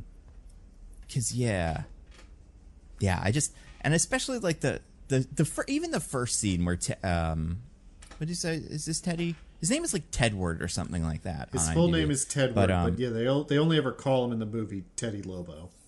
Yeah. But like that first scene where Tedward blows past the DUI stop and like does a car chase and everything. And throws cocaine at the cops. Yeah. Yeah, that was interesting. He's good. I spun the wheel again, landed on one of yours, Dracula's plan. We haven't really talked about this, but what is Dracula's plan in all this movie? So, like I said, at a certain point, like, at the point where Renfield decides to, stop working for Dracula, is because Dracula's like, I've been thinking about what you said the other day, Renfield, and you're right. I should be doing more with my own life than just sitting around and drinking blood, so here's my plan to take over the world. And it's just like the Charlie Day conspiracy theory board, like laid out with like world domination in like the center space, and just like a picture of the White House and like other stuff like that connected to it with string. And he's like, this is how I'm going to take over the whole world. And it's like, that graph doesn't really describe a plan. And also, you never really do. So, what exactly is Dracula going to do? Like, my guess. Well, I guess it's a question of, like, what does Dracula want? But it's to be in charge, I guess. So, like, if I were Dracula... He says, like, he wants to divide the whole world into followers and food. Right. Yeah. I guess you'd want to, like, do like a scroll thing where you just start bottom and just keep enthralling people up and up and up until you hit, like, the president and stuff. And then just do more conspiracies. I don't know. I feel like that's an attainable goal for a vampire. Yeah. I don't know what, like, the benefit of it would be, or, like, if it would be better, but... constant food source if you're controlling the upper echelons of society, I guess. Don't have to worry about getting in trouble with authorities or anything. Because apparently in this world, as long as you're paying the cops or whatever, you could do literally anything. Well, that's the thing. Like, I feel like Dracula should... And I get it. He's a supervillain. Got an ego. But, like, there's a sweet spot where Dracula needs to exist.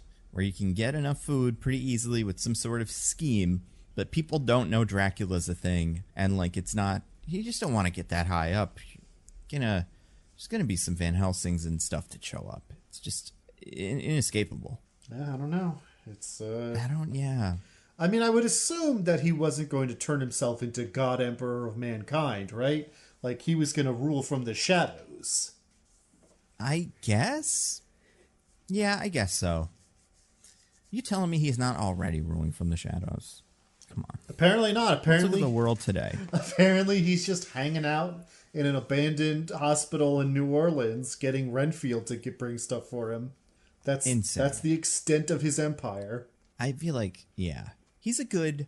Do you think this Dracula, at full Dracula powers, and by that I mean, like, not rotting skin and stuff, do you think he could run for president? I don't know. He could, like, forge some documents and stuff? Oh, I mean, could he forge the documents and such to become eligible? Sure, but even when he's fully healed, he still looks like a monster mash. Yeah, that has not been... And I feel like... I would say that would stop him, but I'm not so convinced these days. And I feel like it's hard to run a campaign for president without ever appearing in sunlight. Yeah, that would be trouble. That would be a big problem. Again, I guess with the newer models of campaigning, you don't have to do a bunch of events. You can just do your rallies, and you can just have them always be at night. Or in a stadium or something. In a stadium, or... Like with a dome. And, like, do your TV appearances, which also don't have to be outside ever. And I don't know. I guess you could do it. Do you think you could do that thing that they do in Dracula stuff sometimes, in vampire stuff, where they go like, oh, he's got a skin condition, and he always has to be, like, under an umbrella? I mean, or would we see that as too weak in America? It was a big, strong macho man, so we wouldn't elect him. I mean, could he do that in general to get through society? Perhaps. But yes, no, we can't. We don't allow any weakness in our leaders. That's why we'll never elect a short king. Exactly. And I feel like he would have trouble. That would be funny, though, the Dracula inauguration, like him just waiting for a cloudy day. I still don't feel like it. I need to wait. And then also gets out there and, like, the sun comes out and he burns to a crisp in front of all of our eyes. And also the first president to not get sworn in on a Bible. Oh, yeah, he can get sworn in on a Bible. Does any holy book work, or is it just the Bible? For Dracula or for swearing in the president? Dracula. Like, would the Quran also do that to Dracula? It depends on what lore you're going by. In the original novel, because it was written in England in the 1800s, it's only Christianity, because Christianity is the real religion. Yeah. In more modern takes, it's generally the faith less than the actual facts of a religion that vampires are weak to. So as long as whoever's using it believes in it, then it works. Oh, man, now I wish they did that in this movie and, like, got a copy of, like, Dianetics or something. And they all tried really hard. Come on, just get a little skeptical about those thetans. Otherwise, we can't kill Dracula. Or they just had to read through it. Yeah. Or if the ska guy put out, like, a Streetlight Manifesto album, and Dracula was like, oh, yeah. That'd be great. Yeah, you could defeat Dracula. Could you defeat Dracula with like the power of prayer or like Christian rock or something? Theoretically. Like it's like a Scott Pilgrim or something. Just like the waves of music just blow him up. That'd be pretty good. That would be a fun take. Yeah, we've never tried that. Yeah, just play "My God is an Awesome God" really loudly, and it destroys Dracula. That would get me too. Like honestly, I get it. Dracula, it's a lot. Speaking of that, I spun the wheel again, landed on another one of yours. Super Mario Sunshine Blood. There's a lot of exploding stuff and stuff like that in this movie. Yeah, and the thing is, when that happens, the fight scenes themselves are pretty good.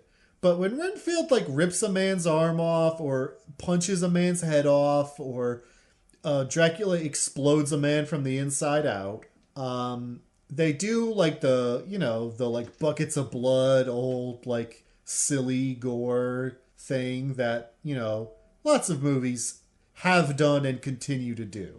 Right. But they exclusively use CGI for these blood showers instead of having any practical blood. And it looks so bad. Well, things. What would you? What should they do instead? There's no way to simulate real blood in movies. Yeah, it's never been done. No one's ever figured that out. Yeah, unless they invent some sort of new way to, I don't know, color liquids or put ketchup in things that aren't ketchup bottles. It can't be done. You can't do that. And, that's not allowed. Yeah. It's a shame because, yeah, some of these effects do look insane. Like, yeah. And I think there's a way to make that really fake-looking CGI blood work in some things. Like, if you're doing something hyper-stylized, like, to bring up my nemesis, Zack Snyder, like, 300 has super fake CGI blood in it. But the whole thing is also this, like, highly stylized kind of larger-than-life visual language to it, wherein the super fake CGI blood just looks like it belongs. And that's not the case in Renfield. In Renfield, everything, I wouldn't say everything's grounded, but everything, the visual language of the film is like reality. And so when like a man bursts like a Gushers commercial and the strawberry juice from the strawberry gusher is like flowing everywhere, I'm like, this doesn't look right. Yeah. Somehow it is both CGI blood, but it looks like it has the consistency of like red water. So it both, it's not real because it's not real, you can tell. But then also you're like, what they're simulating also doesn't look like blood. Yeah. Like there's something about it. I remember there's a guy, I can't remember where this guy, like how, it's part of the big fight at the motel or apartment or wherever he lives, where like the last guy he kills, he like rips in half or something and just a geyser of blood comes from that guy. And it does look weird. Which is funny because this is a movie about Dracula, so you kind of figured they'd have that part down. We got to get the good blood guys for our Dracula movie. And the other crazy thing is occasionally they do practical blood effects. Like when Dracula heals people with his blood. That's always a practical effect. That's right. And like that stuff, all the stuff they're doing in the end of the movie for that fight with him, and like, yeah, it's the Dracula blood looks good usually. Well, that's not true actually, because there's some bad stuff in there. But it's the Renfield blood that feels to me like the problem. And then because it's all fake blood, it never like splatters realistically on Renfield. Like they will like put some makeup blood on him after a fight to be like, oh yeah, what a bloody mess. But it never looks right because it's clearly not like what happened. Especially considering how much blood it is. Like, it should be a carry situation every time, considering how much blood has sprayed everywhere. Yeah, he should be drenched. But it is like, it's just too light. It really looks like strawberry Gatorade or something. Like blood is darker when it's like when it bursts out of a man. Yeah, at least in my experience. Speaking of blood, I want to spin the wheel and land on another one. Dracula blood. So they just have a vial of Dracula, a big pitcher of Dracula. I was going to say, it's like a jug of Dracula blood. Yeah, and we are using it to bring people that have died in this Dracula-ing back to life. But there's still plenty left over. Yeah. What do you think they do with it to those people who Dracula ripped in half?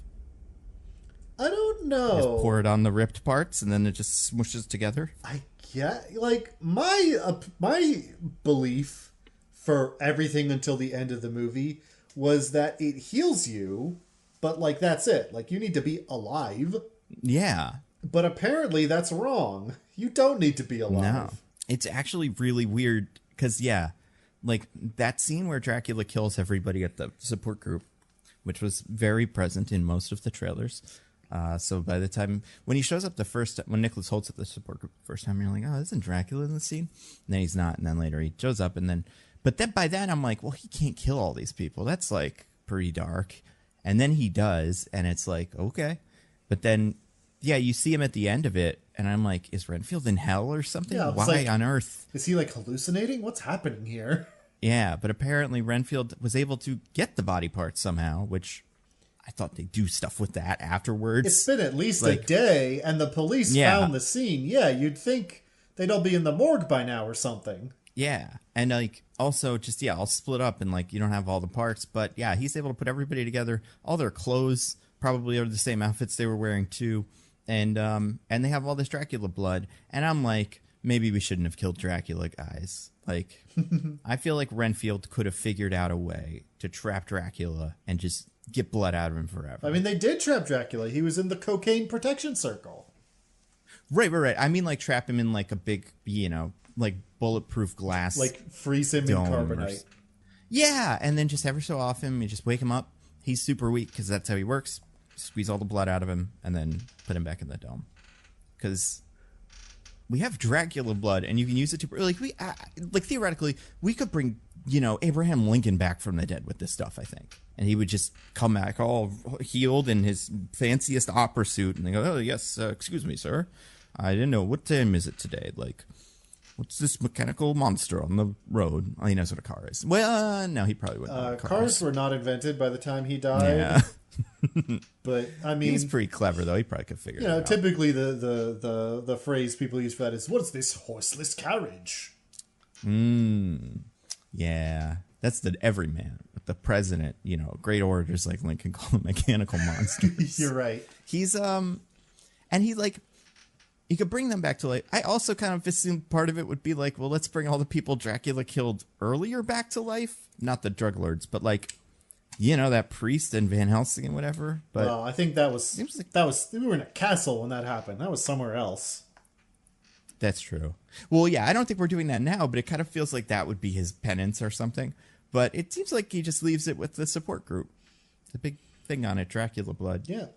Also, I mean, nobody else goes to that support group? I mean, to be fair, like, how long is that going to stay good? Blood coagulates so quickly. Great question, but not the blood in this movie because it's water. That's so true. Maybe it will stay gas forever. Like, I just feel like for a Dracula blood cures all diseases, brings everybody back from the dead scenario, this movie does not have a good answer for what to do with that. I kind of feel like it would be like a Holy Grail situation where you can use it once or something, like bring the sister back to life, bring the people back to life too, but then you're out. But they go really, they go out of their way to be like, we got more. I mean, at the start, my impression was it only works on his familiars. Yeah. But no. I thought that too. Apparently it just works on anybody. Yeah. And cool. That's nice. So is Speaking of that, Renfield going to just age and die now?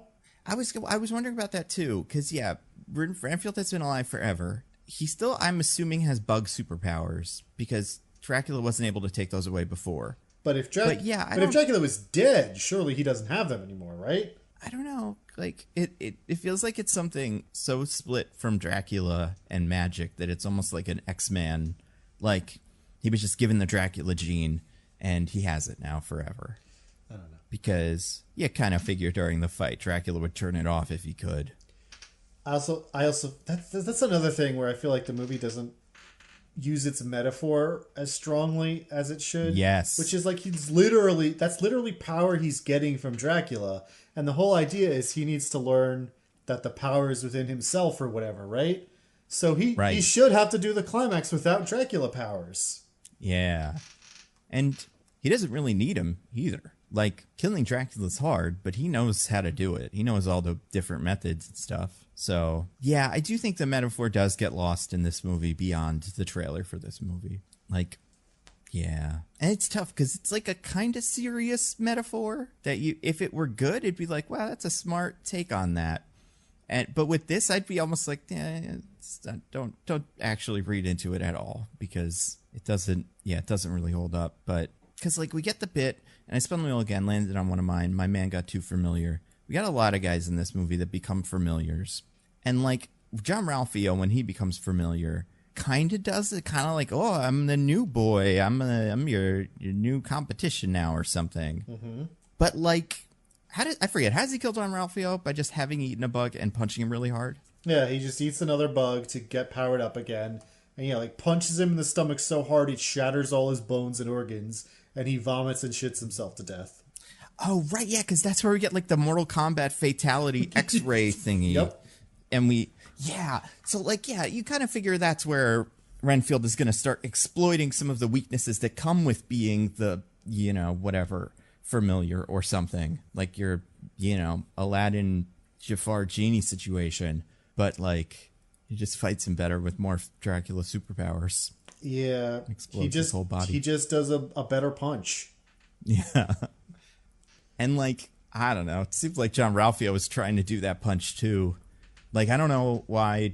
He doesn't have Dracula powers when he's fighting John Ralphio. Or at least not very many.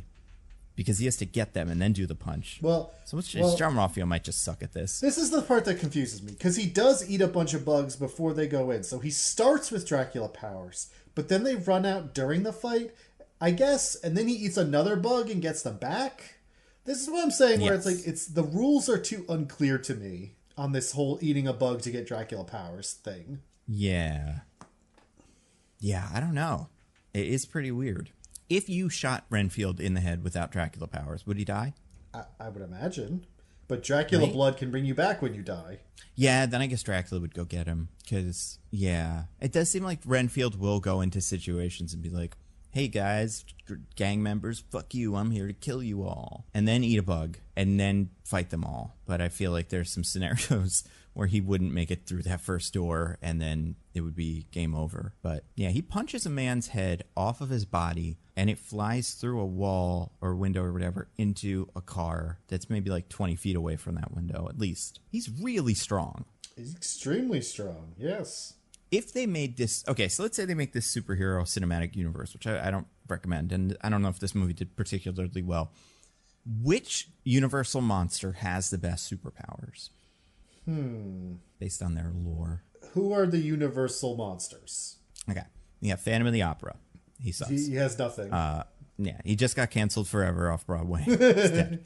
You got the Werewolf. Werewolf is good. Very, like, people have done a lot of different things with what if a werewolf was a superhero, and those guys are okay. Creature from the Black Lagoon, maybe. I mean, his powers is that he's a fish man. Yeah.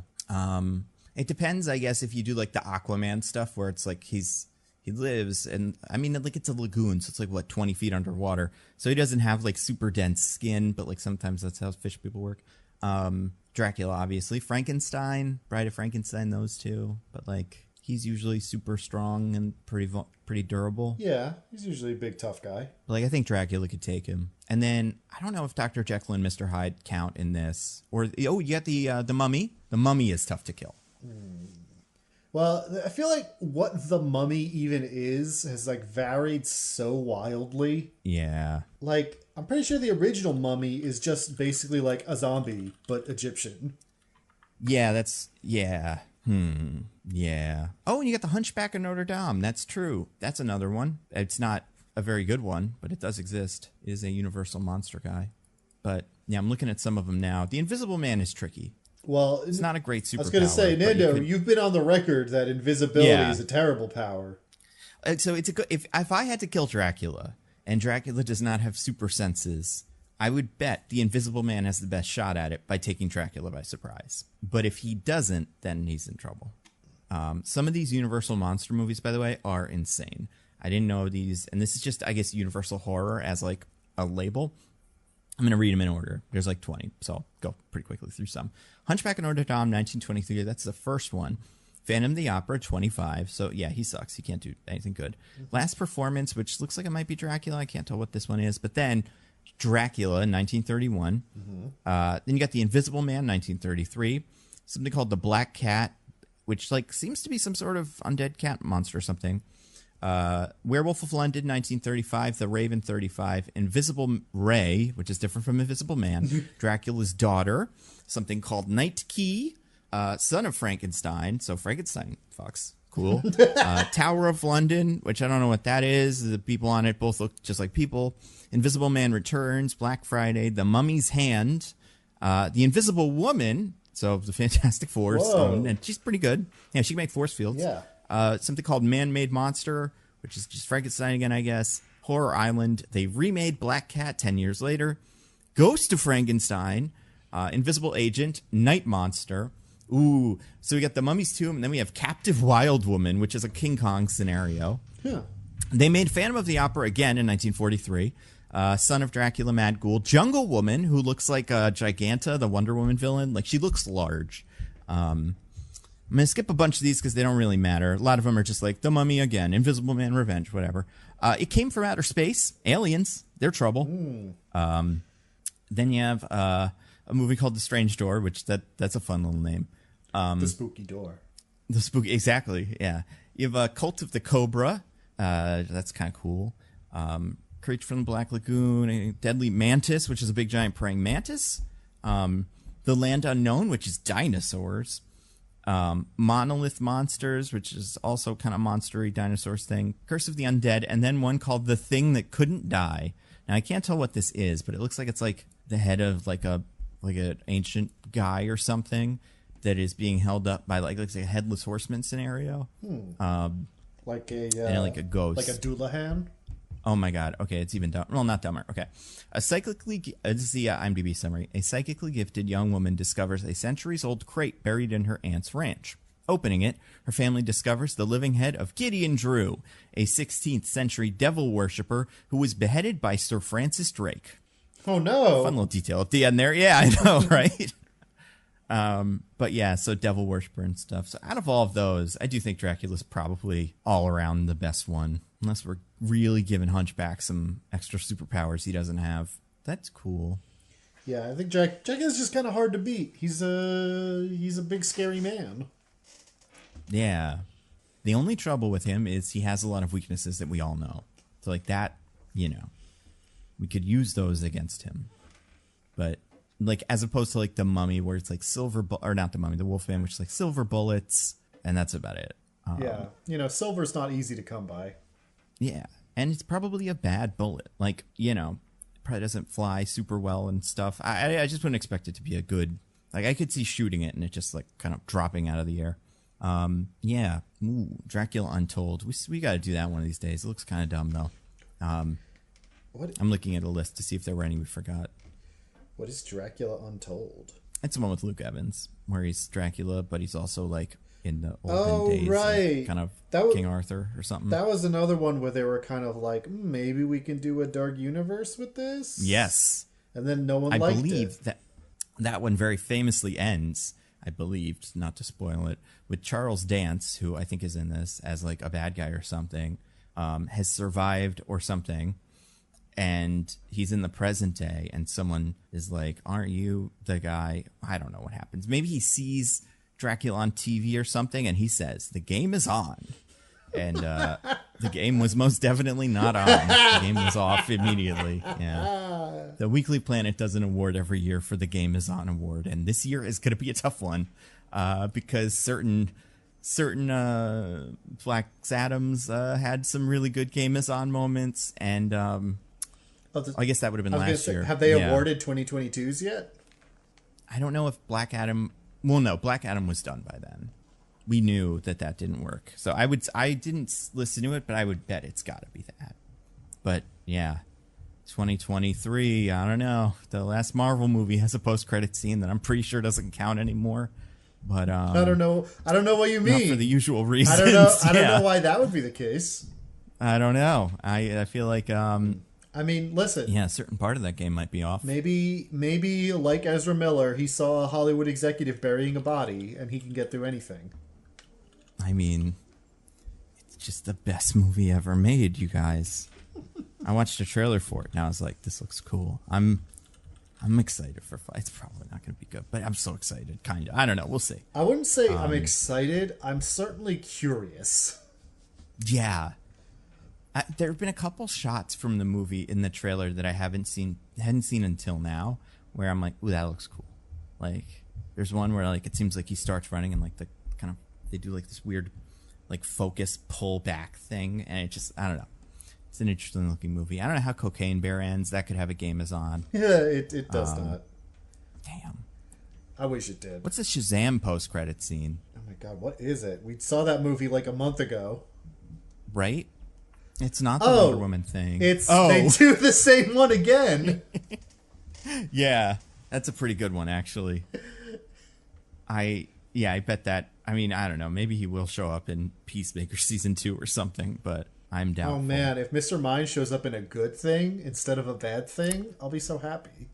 Oh, I was thinking about the one where fucking Hardcore and Nicodemus come and recruit Shazam for absolutely nothing. Oh yeah. But you're right. The Mr. Mind one is a very good game is on. I hear Beau is Afraid has a pretty good one. No, that'd be cool though. Like Nick Fury shows up. Beau, he's got a mission. Only you can see through the metaphor for what the scrolls are because you've got so much trauma. Myth Regan has a game is on, but that one actually probably will be on.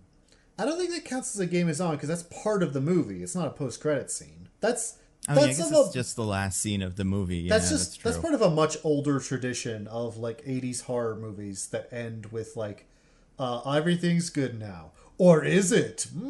Yeah, that's a good point. Yeah, it's I don't know. It is something that happens more and more these days. Because I want to say there was another DC movie from last year that also had a game is on. That wasn't Super Pets, wasn't Black Adam. Was there even another DC movie last year? Was it a Marvel movie, maybe? I guess Doctor Strange had, what's her name, Charlize Theron show up. We'll see if that ever gets delivered upon. We had that scene where Moon Knight gets into the cab and is like, I'm that third person. And that, we'll see if that ever comes up again. Is that getting a season 2? No one knows. Is any of this ever getting anything, you know? I feel like all the updates I hear from like Marvel, like, because I just seen an interview today with one of the Russo brothers, and he was just like, guys, just relax, just chill. We're gonna figure it out.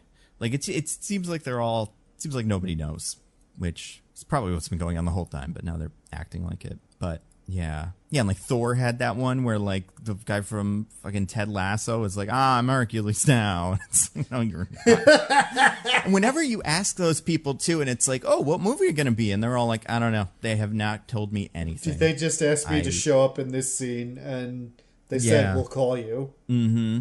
Oh my god, yeah. Did Black Panther have? Black Panther had one then. That's a real interesting one. We'll see if that's delivered upon, but I'm also doubtful. But yeah, so this movie did not have one of those. But I'm kind of surprised. I kind of expected this movie to end with like Renfield opening up a map with like, you know, the Notre Dame Cathedral and going like, next stop, Notre Dame, or something. I also did. I mean, frankly, if they've decided not to do the Dark Universe, then good. Yeah. He could go try to kill Elizabeth, whatever her name is, the new Invisible Woman. She's got all that technology suit thing that she stole from her. Also, abusive ex partner. That's true. That movie seemed to understand the metaphor a little bit more. Yeah, well, that was also this one did. A little more serious of a movie than this one is. Yeah, that's true. All right, I have one more thing on the wheel. Last thing. All right. This one's on mine. Just Aqua Friend Zone. I do think it's interesting how in the beginning of the movie, I'm like, oh, they're kind of romantic. But then in the end, they're not. Wow. It reminds me of Shang-Chi. Wow. It's interesting. I mean, they don't do a big kiss or anything, but are we sure they're not romantic? I do not get that vibe in the second half of the movie.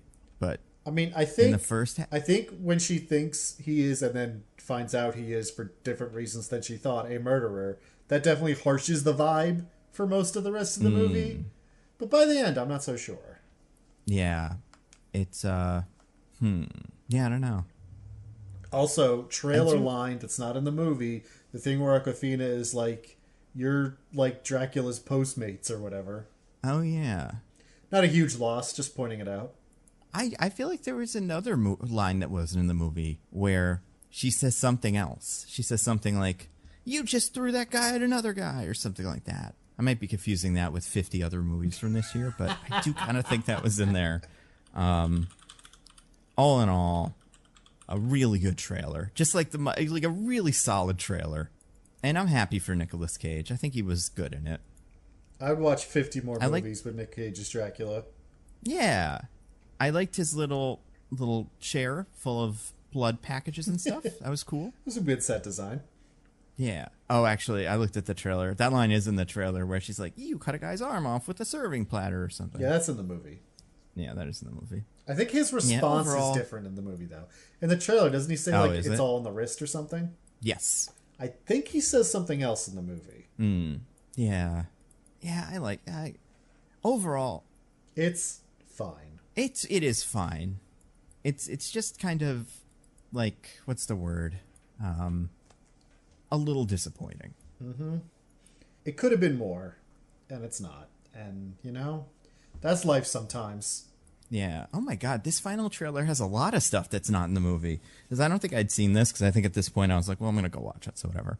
There's a bit where the Dracula is in the protection spear or whatever the fuck it's called in the beginning of the movie, and the priest and Van Helsing try to reason with Renfield. Do you remember this? Yeah, I remember that happening. So the priest goes, "Wait, you do or don't?"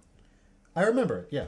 Oh, is that in this movie then? Maybe. Well, what do they say? Because maybe there's more to it in the trailer. So he says, "You have the protection of the most prestigious institution in all the land, the Catholic Church." And then the music drops out and Renfield makes a face at camera like Jim from The Office. That's not in the movie. Yeah, right? I did not. I feel like I would have remembered that. But, yeah. Interesting. Very interesting. So that is the thing. You may not recommend, perhaps. I don't know. Would you recommend somebody watch this? If you think the idea is fun and want to see Nick Cage's Dracula, I'd be like, it's 90 minutes. It's fun enough. If someone was like, I'm not so sure about this, I'm not sure it's my thing, but should I see it anyway? I'm like, if it doesn't seem like your thing, then you're not going to have a great time, probably. It's pretty much, It's one of those ones where I'm like, if you already thought you wanted to see it, go see it. Otherwise, I wouldn't. Yeah, I feel like it's definitely a watch at home. I do think the fight scenes are pretty good sometimes and kind of cool. The fight scene where he does, capoeira to kill Leatherface is kind of cool. And it just, you don't need to pay too much attention to it. Leatherface or whatever they would call him in Dead by Daylight. What would he be, Denim Hand or something? Yeah. Also, I'm going to share this trailer with you at a specific time.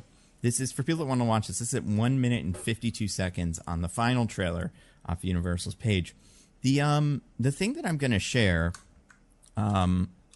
is not. So I said there was a bit on Bourbon Street that seemed to be cut. It seems like it was like a dance number or something. Huh? How do you leave this out? I want this. This movie's gonna have some good post credits or deleted scenes on the DVD and stuff. Yeah, you're right. That does seem like it's some kind of dance number. Yeah, that looks like so much fun. Which, I mean, this movie's kind of all over the place, so I can see it not having worked, but interesting. But since we are recommending things, would you like to recommend something to the fine people? Get to our classic segment. I would love that. All right. What would you like to recommend to the fine people? So I watched an old spaghetti western this past week called Beyond the Law. It's not one of the classic ones, the Clint Eastwood ones, but it does have Lee Van Cleef in it, who is a lot of fun. It's a very classic premise of Lee Van Cleef is an outlaw with a little band. They're like petty thieves, basically. They're not violent or anything, but they steal money from people and whatnot. And he kind of accidentally ends up foiling a different robbery in this little town he ends up in and making friends with this Czech immigrant who's come to manage the silver mine. Oh. And so he's like falls backwards into like he could live an honest life if he wants to, but also using this position of trust and responsibility he ends up getting in this town because everyone likes him. He could steal all their silver, and it's kind of like the development from there of like him being torn between I actually kind of like just living a normal life, and that's like $100,000 worth of silver. It's like I said, it's not one of the classics. The everyone besides Lee Van Cleef, the acting's a little wooden because it's a spaghetti western, so a lot of them are like European actors pretending that they know English. But as far as like westerns go, I think it's a pretty good like just fun old school western of there's robbery, there's like stagecoach robberies and shootouts and all that fun stuff you like. And Lee Van Cleef himself is a very charismatic performer, and it's fun to watch him like go through this sort of character growth that he goes through in the movie. And it has some good standoffs, and the villain in the movie wears a cape with his regular suit that honestly looks really good. I'm like, should I wear a cape? Because he looks really good in that cape.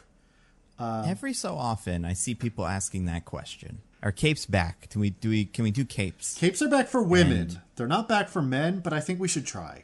I mean, it's definitely.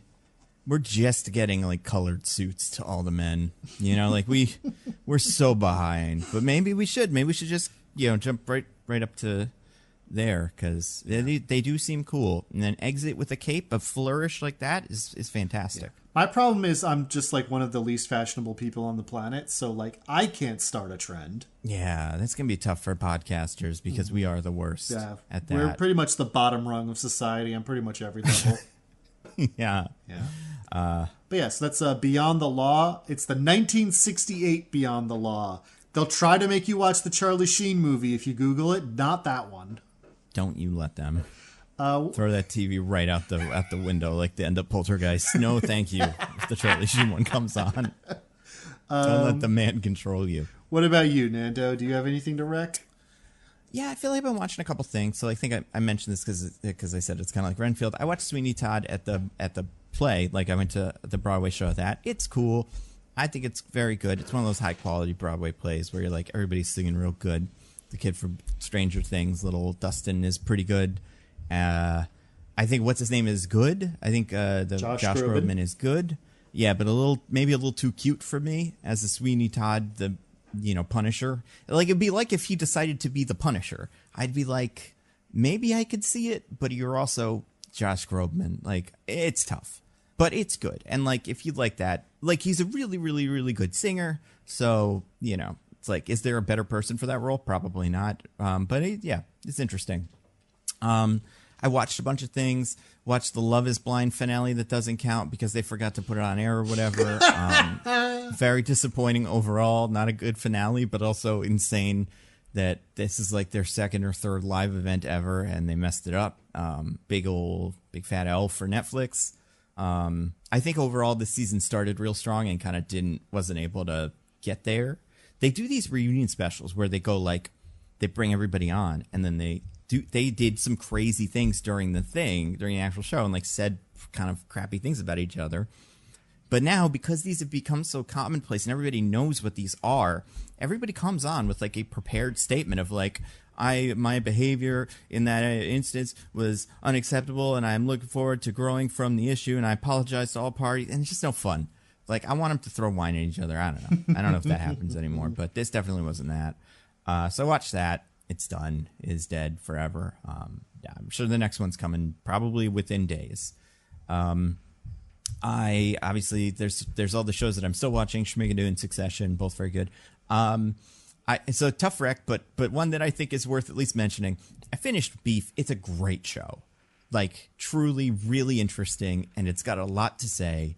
And beyond just the idea of like what is what is happiness, what is satisfaction, and whatever in our current time. It also has a lot to say about, I guess, like the Korean American experience and stuff like that, at least from Stephen Yoon's side. All right. Well, I can't remember. So far, I don't see why this is a tough rec. Yeah, no, and it's just, and it's such a, man, I really liked it. And like, I think it's also got a, like, you watch the first episode and you're like, oh, cool, this is kind of fun. You have no idea where it's going to go. Like, it does so many things that are so surprising, and like, not every episode ends with a cliffhanger, but like enough of them end with a cliffhanger, and it feels so funny because I watched some of it with Hannah because she hadn't seen it, but then she was like catching up, so I was like, all right, let's watch episode 6 again. And I'm like, oh my god, that's right, that's where they are in episode 6, and it seems insane considering where they are in episode 9, because it's like, look at how things have progressed. That being said, one of the guys on it, who isn't the main guy, obviously, because that's Stephen Yoon, but I would say is close to the third lead, or maybe, no, that's not true. The protagonist? Yeah, he's closer to the villain of the show, but not really. But like, yeah, he's like a bad guy, and there's a lot of it that he's not in. However, he apparently is a real weirdo and had a podcast where he would say a lot of things, and they weren't good. It's unclear. Podcast. Ugh. I know. That's the first mistake. I know, and you're like, it's hard. It's weird because I don't get his deal completely, but he seems like one of those guys who he'll just say shit, and you're like, man, he's crazy. Everyone loves those guys. Exactly. And apparently he said some shit in 2014 that he has since said was a bit and he was joking about. And honestly, I mean, who knows? Maybe. But either way, he's not good. And it also seems like one thing that I did not realize, he is an artist who also does these really interesting looking, like every episode has like a weird title card that comes with like some sort of weird quote or whatever of like, and insanity becomes her or whatever, with like a cool, creepy paint. Apparently those are his, so you can't even enjoy that. Basically, just don't enjoy things. You can't. Yeah. Every time you recommend something to people, it comes out that the guy is bad or something. So yeah, it's a bummer. Because like I said, probably my favorite show of the year. It's definitely my favorite new show. The only other thing I want to rec is a comic I'm reading. 8 Billion Genies just wrapped, which is great. They're going to make a show of that. That's so many genies. Very soon. It's one for every person. And that's more than enough for me.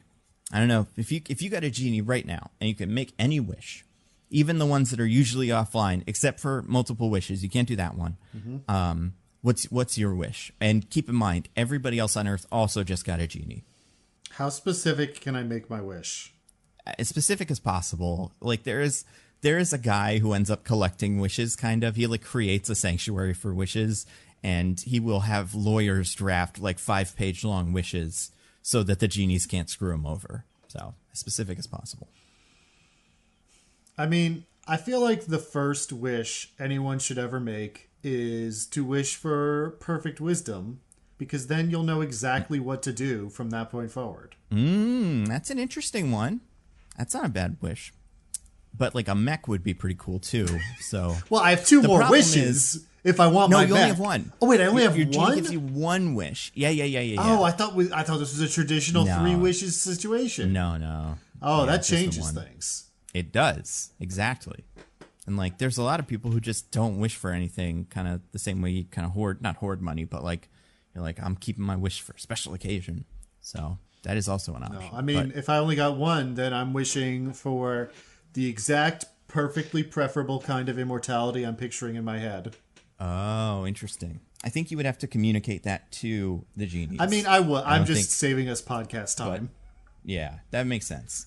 It's tough because I think for this to work, you really need to take into account everyone else's wishes, or something like that. Like a lot of people come up with a cool wish, but I feel like part of your wish needs to have the rest of the wishes involved. So like at one point, someone wishes for like a suit that lets them survive in the new hellscape that has become Earth after all these wishes are happening. And it's like, that's a good like one. But yeah, it's interesting. It's a really good book.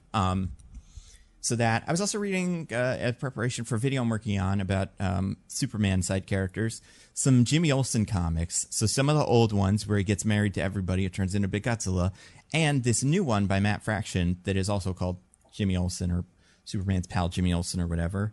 That is really cool. And Jimmy Olsen comics are insane. Have you ever seen any of them, Diggins? Do you know what kind of some of them are? I know like the old Jimmy Olsen comic covers that are like Jimmy Olsen is best friends with a gorilla now or whatever.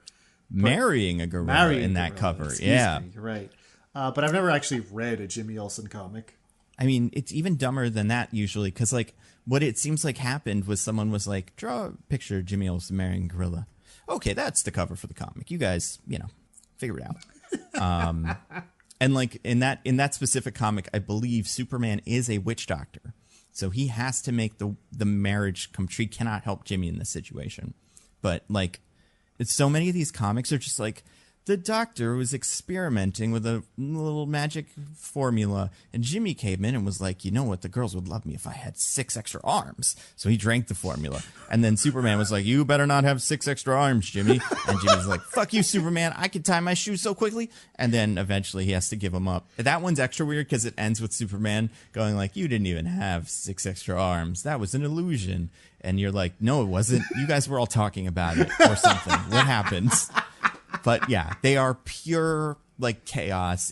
It's really good. And like, I mean, the Silver Age was fun for a lot of reasons. But I do think the Jimmy Olsen comics, the Superman's pal Jimmy Olsen might be the best example of that.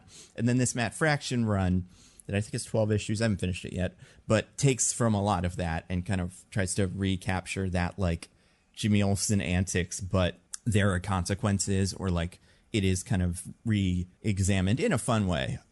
So I'm quite enjoying it. And I think it's a pretty popular comic a year or two ago when it came out. So I wouldn't be surprised if a lot of people have read it. But if you're into something like that, I would definitely recommend looking up some of the old ones just so you kind of could see the covers at least to know that he turns into a giant turtle man or whatever. But then the Jimmy Olsen, Superman's friend or Superman's pal Jimmy Olsen from a couple of years ago by Matt Fraction is a good comic. Next week, what are we doing next week?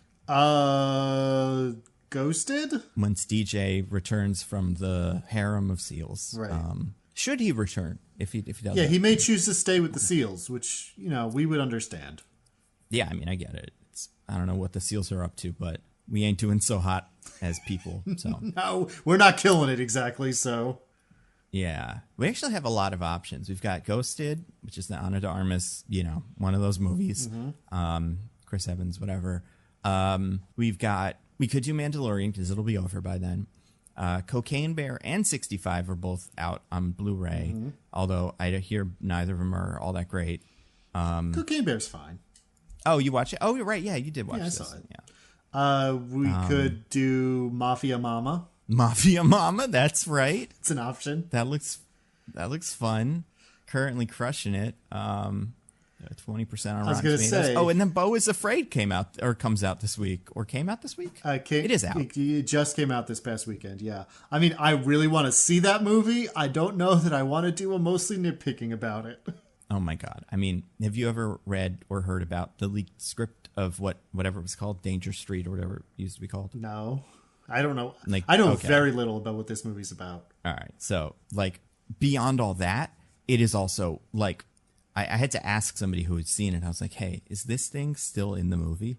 And they were like, yeah. So I will not watch it in a movie theater, but I will watch it at home alone when it comes out because... You will not watch it because of that thing that the person said is still in the movie, or just because in general you don't like to watch horror movies in a theater? See, that's the thing. I don't get the sense that this really is a horror movie the same way that like Midsommar or Hereditary is. I think it is kind of more absurdist. Okay. But I don't want to be around other people for parts of this movie. I feel like it's going to be... Although it might be interesting, it might be weird to see people just like freak out, but I don't know. It's tough. It's yeah. I don't know. I've heard people like it, but also a lot of people hate it. Also, it has a very smooth boy who you think is from CGI face, but he's apparently a real person. I'm sure you saw pictures of him. Oh, just like... You know what I'm talking about? I don't know what you're talking about, but just like the guy from Ted Lasso. Kind of, yeah. So there's that poster with all the 4 Beau's is Afraids on them with like... Current one, cowboy one, old man, and boy. And boy is in the trailer, too. And you're like, well, that's a CGI. Nope, it's a real guy. He's a kid, and he's at the premiere walking around. Ugh. And you're like, impossible. That shouldn't be allowed. It's pretty weird. Like, it is funny because, like, it's like the Ted Lasso guy. If he really didn't look real, and he was only in a shot, so you're like, well, that's not a real guy. But then he was. Do you have anything to plug for the fine people? Just my usual stuff. Newsletter, littleperspective.subject.com. And I've been streaming lately. I'm not going to be streaming for the next week or two, probably, because I'm going to be away from my apartment. But I do plan on picking that back up once I am able to. So you can go to twitch.tv/thisisanOddName for whenever that happens. What about you, Nando? I have a video that'll probably come out this week on YouTube. It'll be the what's going on with all the superheroes and trains, and then that will coincide with a Nebula video, which will be fan casting Lois Lane, Jimmy Olsen, and Lex Luthor. So I've got some interesting picks for those. Apparently, James Gunn is in the process of casting them and auditioning and stuff. So it'll probably come out in real life before my video makes it to YouTube. So watch it on Nebula, and then you'll know who I said it should have been. Another thing to plug. Sorry, I forgot about this. Mm-hmm. And it might not exist anymore by the time you're actually listening to this, but on the off chance that it is, the Brooklyn Independent Comics Showcase at Industry City is going to be this Saturday. That's April 22nd. The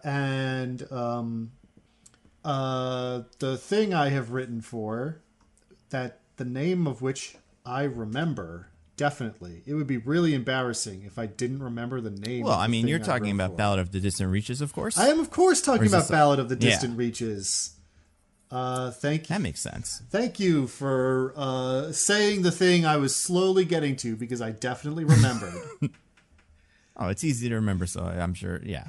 Yeah, Ballad of the Distant Reaches is going to be there. I'm not myself going to be there because I will be away from the city that day, but one of the co-founders will be there, and he will be handing out some zines they made of a few of their favorite stories, and that includes the second one I read for them, Black Powder Bind. So you can go, if you happen to be in the Brooklyn area around Industry City, you can go check that out.